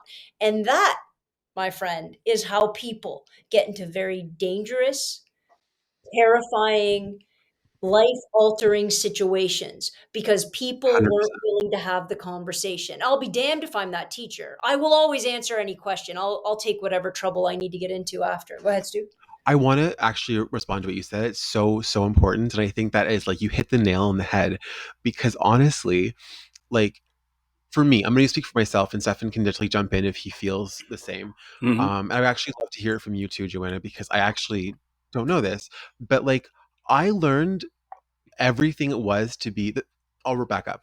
The fact that we still don't offer sexual health in schools to all students for gay students and like a good idea of how to have a consensual sex, safe sex, and in a way that is safe and comfortable that we do the way we do for heterosexual students, at least from a baseline, is insane. Oh yeah. In 2022, I learned everything about being a sexual gay man in my 20s from the people who ran PrEP or PrEP on Pre-op. Church Street. Yep. The people PrEP, yeah. The people who ran the retail workers who I would go in and I'd be like, I have a date with this guy. What do I do? And they would be like, oh yeah, well, like you do this, you do that. But there was nowhere for me to go. I learned from watching porn, which is a terrible experience because you're not getting the full story or you're getting it secondhand, or you're getting it through horrible experiences within the gay community. And unfortunately, like I got into a relationship early, so I was able to figure a lot, luckily for me, with the advice that I got from people that I met, senior gay people in the community, which let's face it, they were basically my age right now, and I thought they were ancient. Calm down. But I was like these old men, and now I'm like they were my age or younger. Um, Stop it. And I know. And then also, like, then after that, it was through just like making sex a transaction and like learning as I went. And that's a terrible thing. No queer person should ever have to go through that, because it leaves wounds and makes sex a scary thing Hmm. that you're like, I guess it has to hurt. I guess I have to go through this. It just Mm. makes sense. No, we should offer kids the ability, if they're queer and in school, at least some sort of other option of like Right. having good sexual health from a registered nurse or practitioner. Right. Sorry, Because that's what I wanted to say. we need And education by the because way, that needs to be, I'm sorry, no, wait go ahead. one sec, Step. I think that needs to be, I think it's hysterical because the only curriculum based sex ed that kids have to take is in grade 9. Asinine. Ridiculous, right? I think every year, I don't care who you are, if you have to learn Shakespeare every year, how about we learn about body health and autonomy every year? Exactly. How Mm, about mhm. how And about Exactly. that consent. Yeah. curriculum every year? No matter if you're in the straight science curriculum, you never want to throw a dodgeball again. I could give a crap.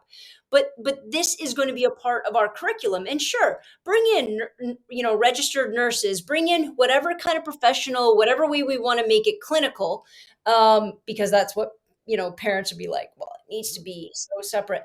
Um, and that needs to be part and parcel of every single kid's learning experience. And I would even go as far as to say, and no, parents can't opt their teenagers out of it. No, thank you. If a teenager is allowed to go to therapy on their own and their parents don't get to stop them from that, teenagers, I'm not talking about elementary school No, kids, but teenagers. Yeah. teenagers should be allowed to access that from a public school setting without their parents writing a note saying Johnny's not allowed to learn sex ed from in his grade 10. No, Hmm. I don't think parents should have that power. I No, think it's because dangerous. And sorry, Stefan. if we're going to talk about Shakespeare, I mean, I think if Juliet, a 13-year-old girl, had even a bit of like sexual education, she wouldn't have taken a roofie from a priest. Like, we'll just figure Right? that out, you know? Because, like, honestly, when it comes to like just learning about sexuality, seriously, if I was 13 years old and I went religion and sexuality, and all of a sudden Mormon boy shows up on my web browser, I'm like, well, I'm going to learn something, but it's not the right thing. It's definitely not Right, what my parents exactly. wants me to learn. 100%. But I And that's also where think we are too, now, right? Mm-hmm. We don't live in a time where kids can't access this. right. We just don't. If you think you do, I mean, you're maybe some Amish country, I don't know. But for the most part, we don't live in a time where you can control the information. My mom's rule, and whether my mom was more lenient, was like, Joe, you can always pick any movie you want to watch. If it's restricted, okay, but we're watching it together. Yep. So as a kid, I picked like Meatballs. You guys are too Oh, I know young. You Meatballs. guys go back and watch those horror shows. Like old slasher movies are sleepaway camp. Sleepaway Being Camp. horrifying. I love that movie. That But do movie. you remember what somebody does with a curling iron that is Yep. on?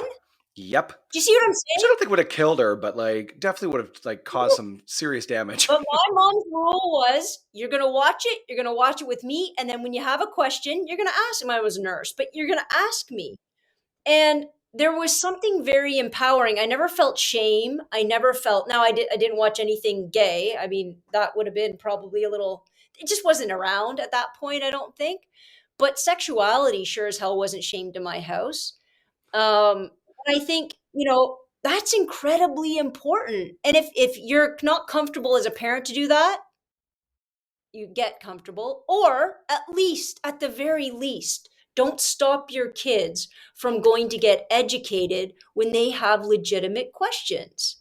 I I guess I just don't understand, and maybe this is, again, I'm not a parent, but I guess I don't understand how a parent would stand in the way and kind of cover their ears and cover their eyes and put their head in the sand and think that their teenager is not having the same feelings that they had and the same hormonal Yeah, urges they had when they were a teenager. And I exactly. don't understand why they would not want them to have a positive experience by having all the information, by understanding consent, understanding bodily autonomy, understanding that um, there are risks to sex in many different ways, not just pregnancy, and even for their queer kids, because like they also are having those feelings. And if you are uncomfortable with having those a public health nurse come into the school, then at least and teach like gay or queer sex and like sex education to the students, that's okay. But at least have the resources available that they can go out without self-identifying within the classroom to Hmm. find it on their own. Even if it's a website they can read on their phones, something that gives them the information, the statistics, and the resources available, whether it be a chat function or a number to call anonymously, they're able to get proper medical advice and to be safe and comfortable. It's funny Yeah, because okay. yeah, go ahead, hon. Well, I was just Yeah. it's just funny because you were mentioning like your mom and you would watch movies and said if you have any questions just let me know. Meanwhile, I think it was funny because I remember the most common phrase in my home at like between in my adolescence was get your hand out of your pants. But like that's just me as a person Voice, because I always have voice. my hand. Stuart's like, what? Oh, I had a fascination and she's just like, get your hand in your pants. I'm like, why? Like, I don't understand. Doesn't matter. It's dirty. You know what I mean? It doesn't matter. It's dirty. Get your hand in your, because I just It's held on. dirty. It's It's dirty not. because I held on Listen, to the amount myself. of people that have said that makes me. I'm like, how dare we, Mm-hmm. as parents, tell our children that our anatomy is dirt? Are Yeah. you broken? Do you have any idea the Yep. lifelong damage that that simple asinine phrase is going to put upon that kid? Because that's probably the one of the most common, right? Oh yeah. It's dirty. Dirty. It's Don't wrong. talk about it. Talk about it. And you do that to a grade one boy who has discovered that he has a penis, which is the greatest joy in his world. Yep. That was mine. And you do that, and then watch what happens when you do have a predator coming around saying, we don't talk about this. It's true. That parent has just set the stage for Mm-hmm. somebody to take advantage by saying, shh, we don't, right? Your mom said, don't talk about this. This is dirty, right? Yep. You Yep. just set the stage for that, you stupid git. Like, it makes me infuriated. It really makes me infuriated. And again, going back to the Ontario curriculum, this is one of the things that Doug Ford decided to take out. In grade one, all the curriculum said was that kids start naming their body parts I- With in a real language, yeah. with real names. Yeah. Cha No cha. hoo. No, yeah, exactly. And this was too much. Are you dumb? Like, think of the damage it does to a kid. Yes. Eyes, nose, mouth. We're just gonna skip over here. We're gonna skip over here. Yep. Oh, that's private. We don't. Private parts, danger zones, Kids no are space. naming Yep. like, and again, the damage that causes is. Well, we actually just interviewed Alex Liu, who is a director. He's a 36-year-old Asian American who did an entire documentary, a film about. It's called A Sexplanation, because at 35 and at 36, he felt even at his age, he's an openly gay adult man with a partner, but he still felt like he had no education. He felt that his urges, both in fantasy and in reality, were either wrong or he didn't understand them, or maybe maybe not everyone thinks like I do. And so during the film, he has very candid conversations with his parents, and he goes on a quest with doctors and psychologists and therapists and scientists and try to discover what sexuality is, what sex is, and how we can better ourselves in education. And one of my favorite parts about that film was there was a scene where like a registered nurse, both man and female, male and female, went to like a little bit of a convention center, and parents sat with their children and they were Yeah. educated together. And Good. the Perfect. point was to remove the stigma so that Yeah. a child can see my mommy or my daddy understands what's going on and they're not embarrassed, so I'm not embarrassed. And then they're given the opportunity to ask questions to one another in real time at this Awesome. meeting.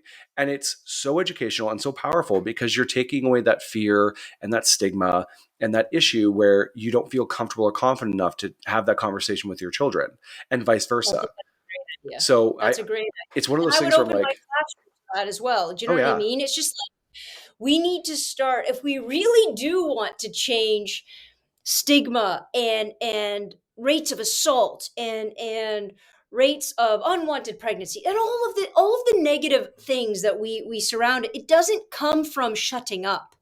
It comes from open, honest dialogue between everybody, mhm, students, teachers, parents. You want to come in? Come on in. You want to sit at the back of my classroom? Cool. Like you want to have a whole other night? I'll do a whole other night just with parents so you know what I'm going to put on the table. mhm. You know, the more we can talk about it and the more that we can really discuss it, I would love to have all of my parents in to explain to them what the hell the unicorn is. They need that education. Yeah, They need that. They've never had it. no. They've been told by their parents to shut up. And Don't as talk about it. yeah, and as queer people, I would love. Stuart mentioned that he went to pre-app and talked to the people who work there to get education on those things. But one thing that we always talk about on the pod is that you need to have like an elder gay. An elder doesn't mean a person in their 50s, 60s, 70s, just a person with experience and information.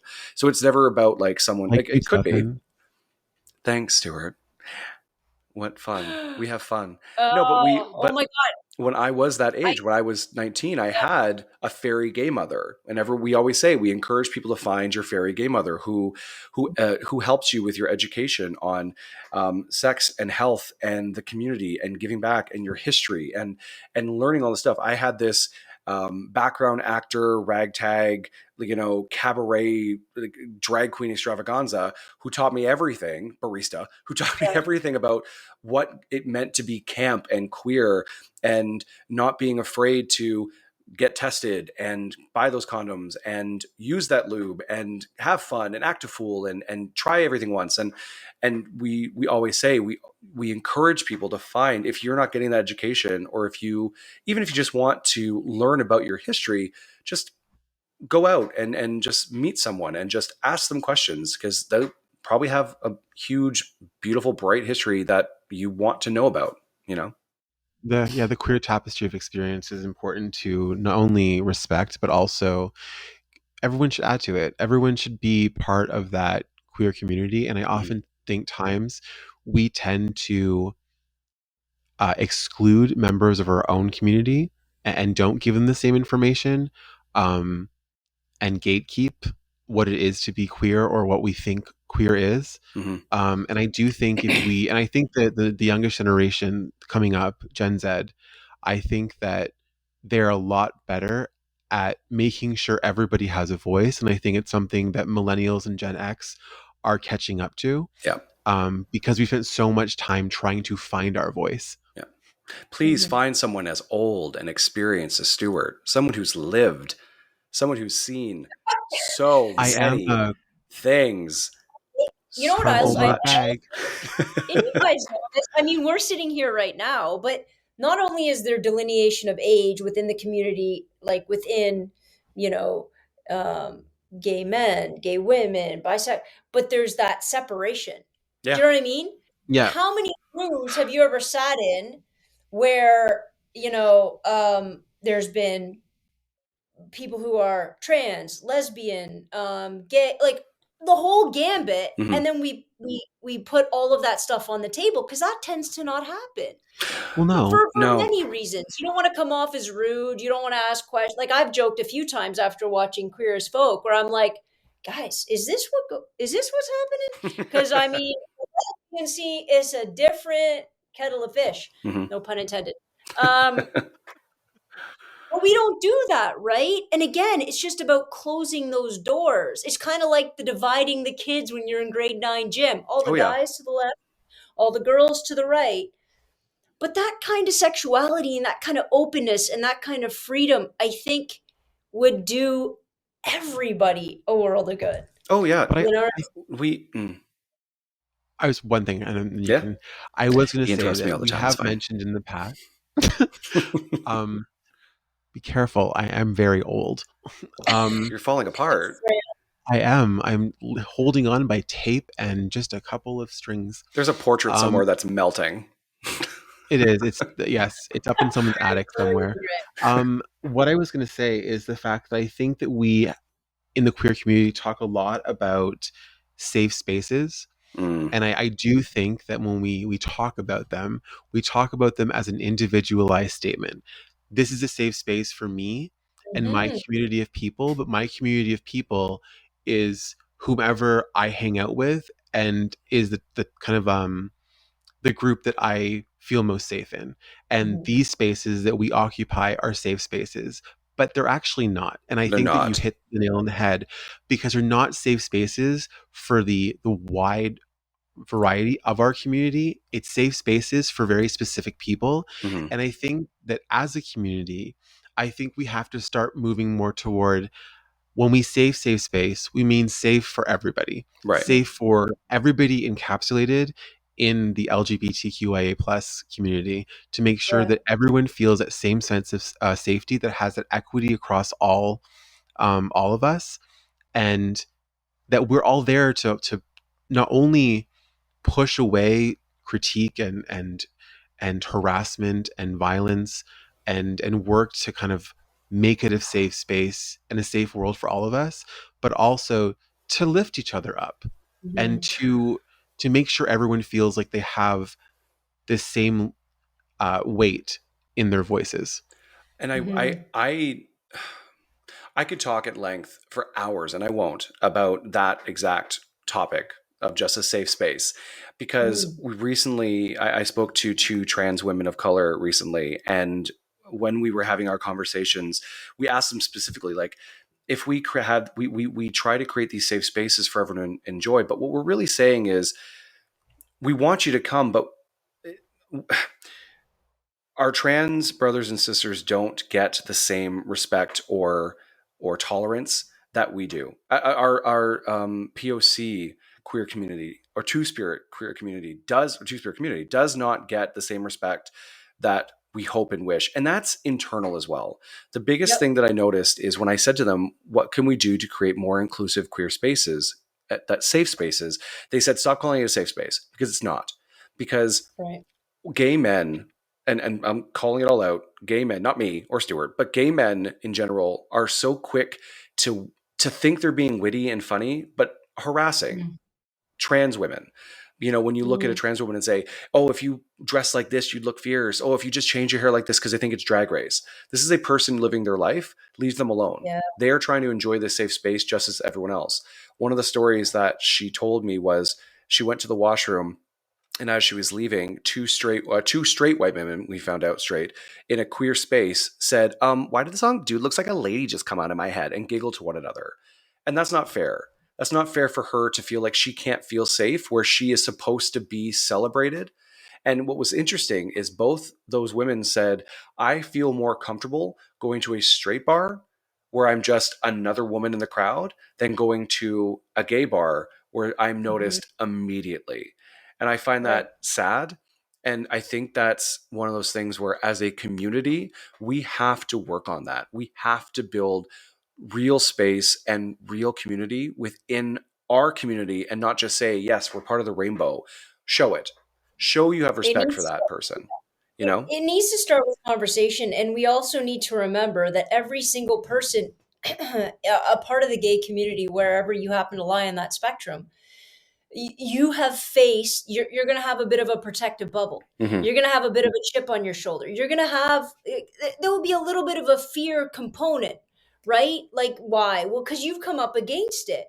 So when you make your safe space small, like when I make my safe space just lesbians, and by the way, just lesbians of a particular kind of lesbian, Mhm. right?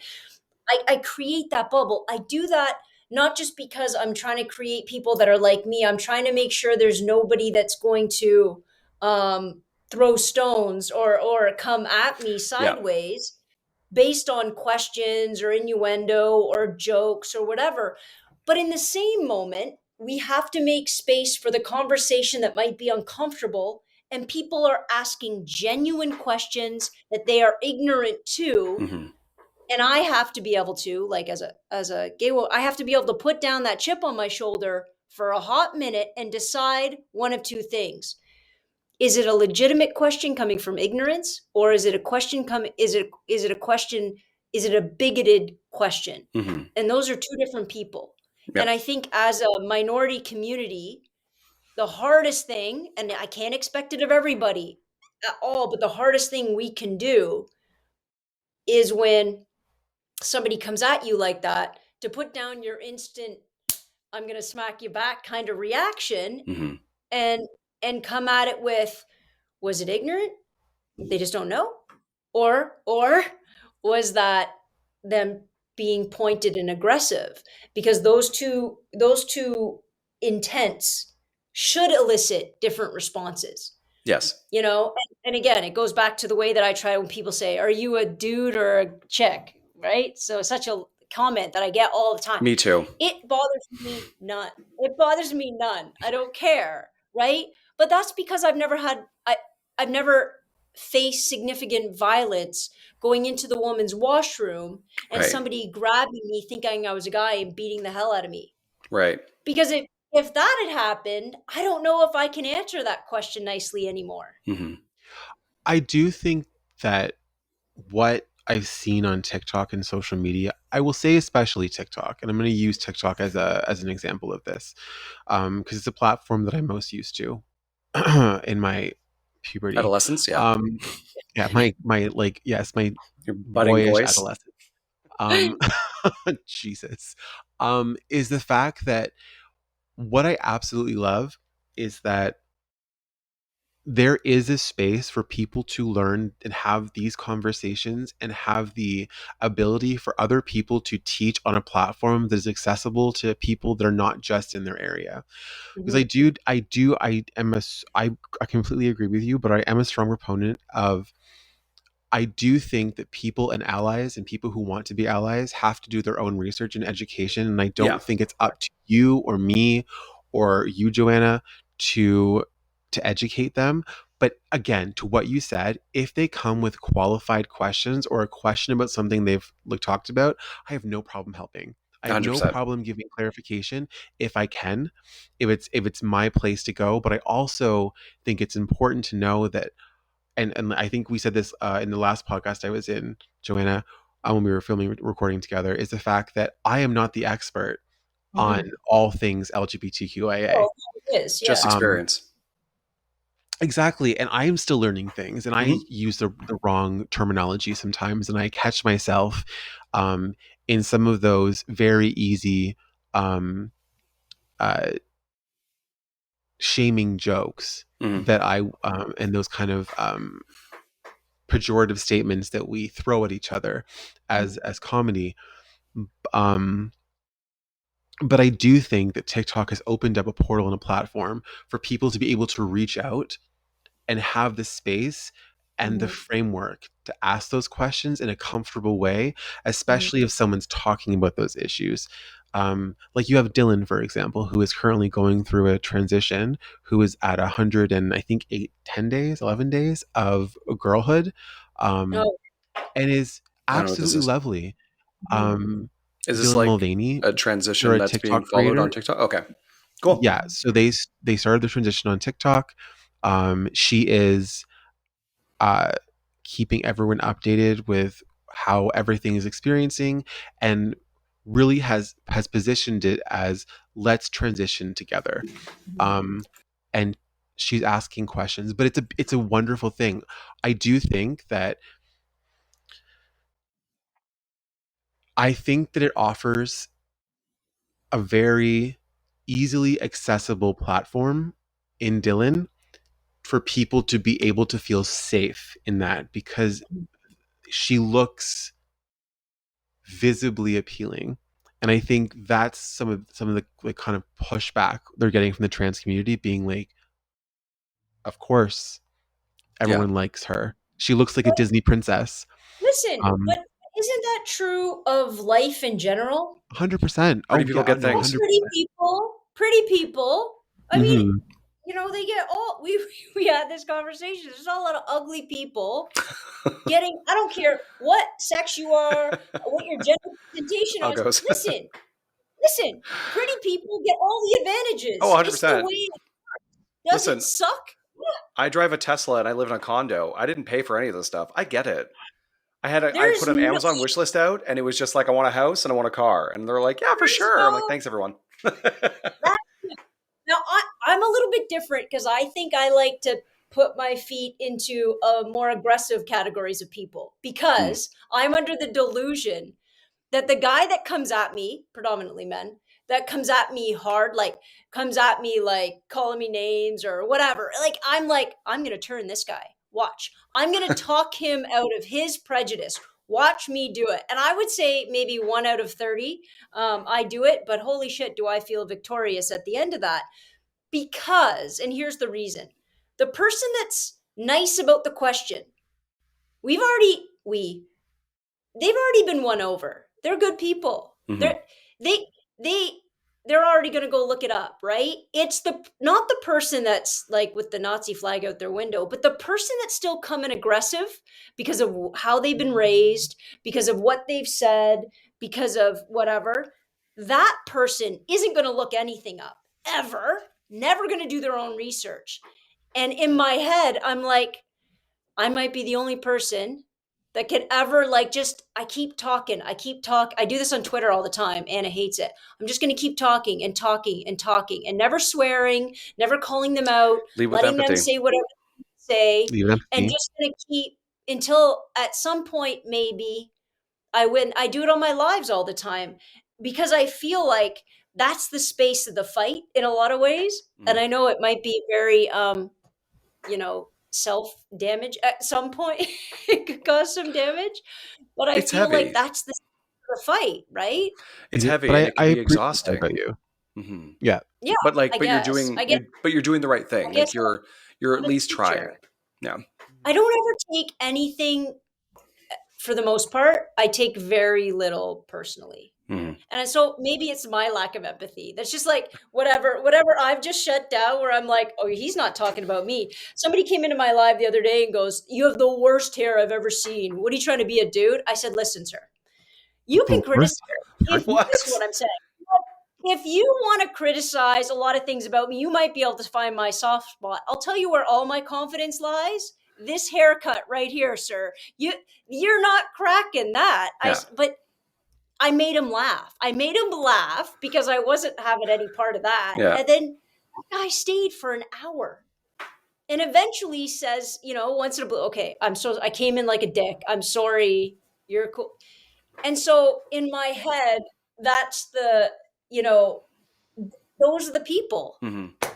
The came in like a wrecking ball. The The nerve. nerve. Listen, I said to him, I have insecurities. It just ain't my hair. Yeah. No. That's all I'm saying. I think my favorite insult I've ever received, and I'm not going to talk about any of the ones directed at me being gay because they go into a folder I don't look at. Thank you, TikTok, for introducing comment filters. But my absolute favorite comment that I've ever gotten is someone on a video said, "Hey, I really appreciate how confident you are with a crooked nose. I've never been able to feel confident, and I love to see you out here repping the community." And I literally was like, Crooked nose community. First of all, your nose isn't crooked. His nose is I not know. crooked. And I literally was like, I read the comment and was like, it's a compliment because they're literally saying thank you. But who's we? What community? And I stared in my bathroom mirror for like 45 minutes to be like, There's nothing. that is my insecurity. Watch. Anybody that's watching. I see my nose right now. Watch. Crooked. Watch. Straight. How did you do that? Crooked. Straight. Because my nose is crooked.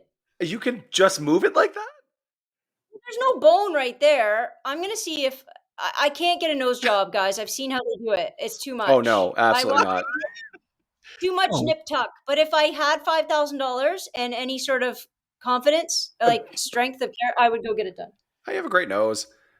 no, That is I think I wore something I thought was really fun, and someone said, "Wow, thank you for being brave." I remember that. Said what? Thank you for being brave. Why? Because I was just wearing something like sexy. Oh, And they're like, oh, the crop top. oh my God, it was the crop top. Just because Crop everyone top. can wear crop tops doesn't mean I should wear a crop top. But like my favorite was Stefan read it and like he looked, he was like this. Oh, I'm burning that. Putting that away in the vault. But it's such There was my yeah, smile. okay. But it was just like it's so funny because even when people are trying to not be dicks and they're trying to be like they're trying to find that relating thing, they always end up. And I feel like when you're on the internet, it's very true. They're specific to like something that you didn't even realize that you had an anxiety about until they're like, "Thanks for the nose." I don't want to go down that road with you two, because I know that you two are much more prevalent in it than I ever will be. But like, isn't it strange how you'll post content and then someone talks to you as if they've known you your entire life and have advice for you? So weird. It's Yes. it's got to be so weird. It's like as if they've been like your best friend. You have wine on Thursdays. You know, you just like, you know, talk to Kathy about your day, and that woman is just like, oh yeah, me and my 7 kids, we know exactly how that feels. But I'm like, what? It must be so weird for you too. Like, I thankfully never have to worry about that. I was talking to Stefan about it because I weird posted connection. a video about a Tamagotchi, I and saw I at the end of it, I was like, my mother killed 5 of them, which she did proudly. Like she literally like holds it up like a victory. Still talks about it like it was yesterday. So do I. So I'm in therapy. Thanks, Mom. I have no children because of it. But anyway, I like turned to Really? Stefan, and this woman had left a comment being like, "Your mother did her best. I'm sure she feels really bad. And now that you're just out here airing out this dirty laundry on the internet, throwing her under the bus, you should be ashamed of yourself." And I was like, "Who the fuck are you?" I'm like, "That's my mother. I would never do something." Also, I love how she thought this is the framework I was going to This go on is it? Oprah and talk about was Tamagotchis. This is the bait. Yeah, exactly. I was like, Oprah lean in. Tamagotchis was the point. Like, how about you, Joanna? What was your worst one?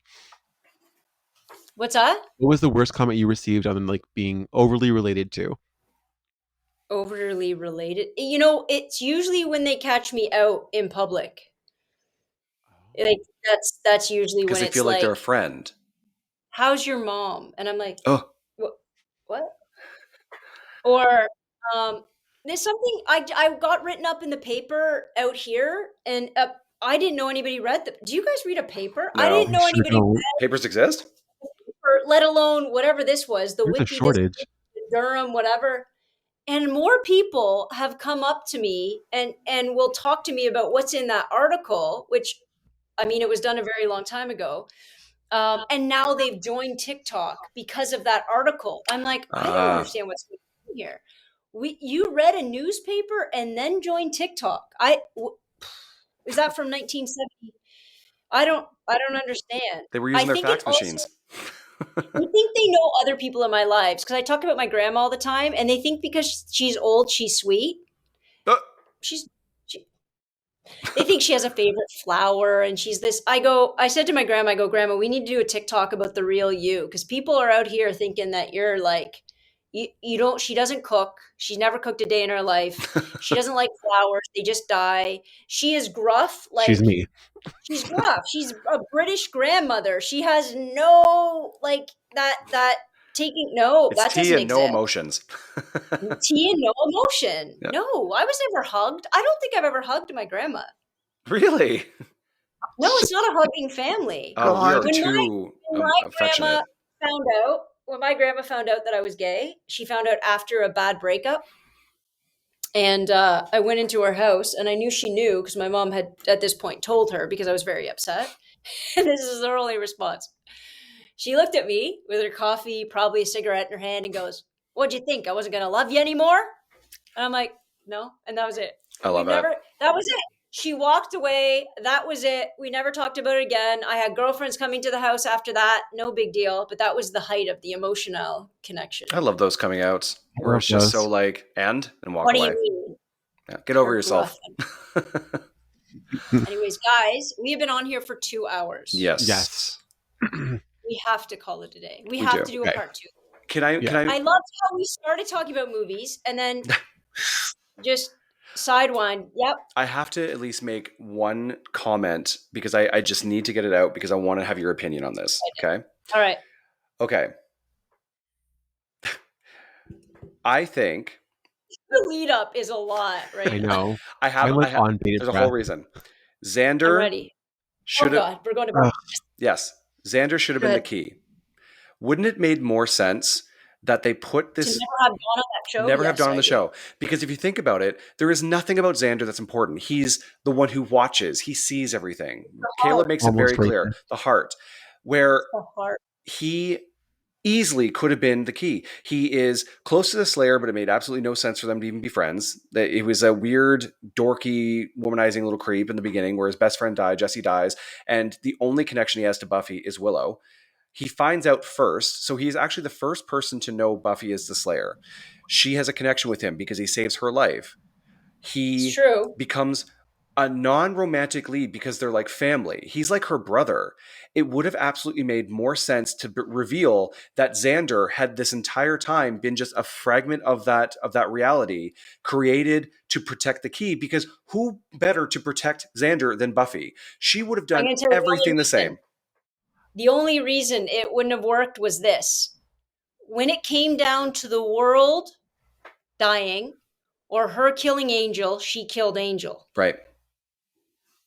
If she could kill Angel, there had to be something different about her connection to Dawn, and it was blood. It was it was something genetic, because there needed to be a bigger connection. Because in that moment, where how is the moment any different than when she drives the sword through Angel in season 2, or she's standing on that construction thing, let's say at Xander up there, and he cuts him, and all she needs to do is kill Xander to stop the world from ending. I think she would have been too tired. I honestly, it's like death is your gift because you've lost so much. You've lost Angel. You now lost your mom. You literally said, if Dawn They dies, wouldn't I have shared quit. blood. I think Oh, you're saying if he was made from her blood as well? yeah, if there was a genuine connection, Like like if he I was- can't love you, but there's something about you. I want to be connected to you. You're like family to me. It would have made sense because, and then it would make sense that Xander has this weird relationship with his family where it's like he doesn't belong. He never felt like he belonged anywhere. He didn't go to college. He just went around Australia, had those weird dead end jobs. He felt like he was different from all the others. It would have been so interesting. He's not a werewolf. He's not a witch. He's nothing. And it would have been so, well, there it is. There's your key. He's literally nobody in the crowd. You never would have picked him out from anybody else.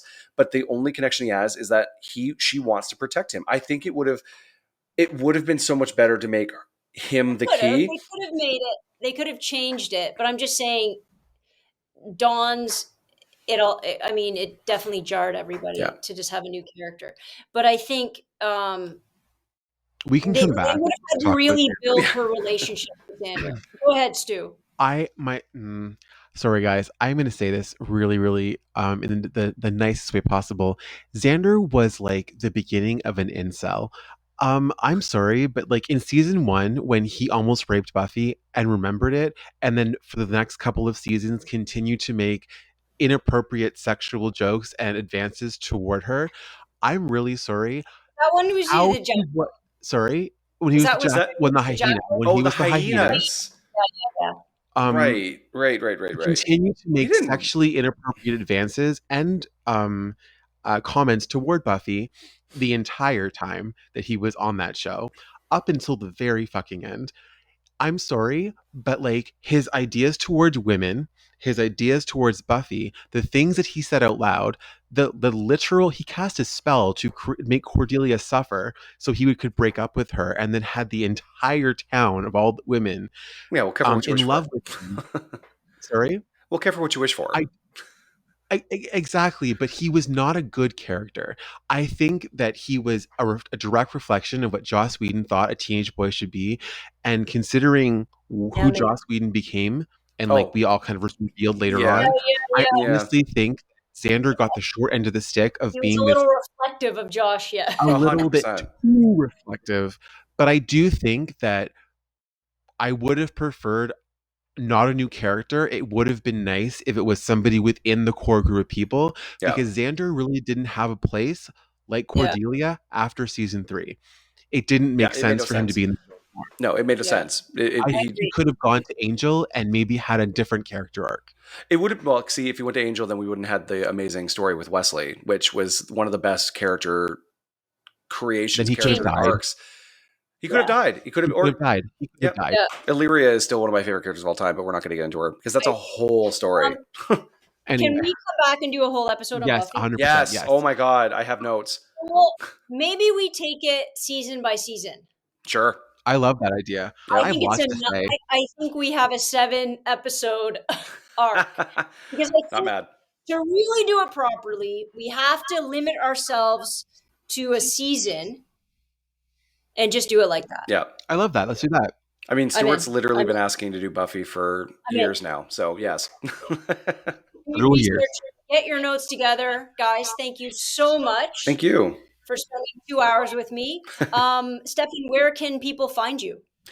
You can find me at Rebel Without a Closet. It's RWACPOD on Instagram. And you can also find our Patreon, patreon.com/RWAC. We have a Facebook group, Rebel Without a Closet. You can look us up on there. And if you want to see all of our events or our merch store, it's linktree/RWAC. And if you want to just find me, it's SJ Moroney on Instagram. And Stefan's going to send me all of that, and I'm going to put it in the cute little bio underneath here because it's a lot of acronyms. Sorry. Stu, where can I find you? You can find me as a regular commentator on Rebel Without a Closet. Yeah, you can. And you also can find me at Janikon, so JANIKON _, on TikTok and Instagram. But my Instagram kind of sucks because I don't really do anything with it. Facts. Oh my God. I have to tell you guys this. Do you guys watch General Hospital? Yes. Yes. You guys know Brenda? Yes. No. Yes, who's following me. Really? Yeah, Vanessa Marcel. Are you Brenda kidding me?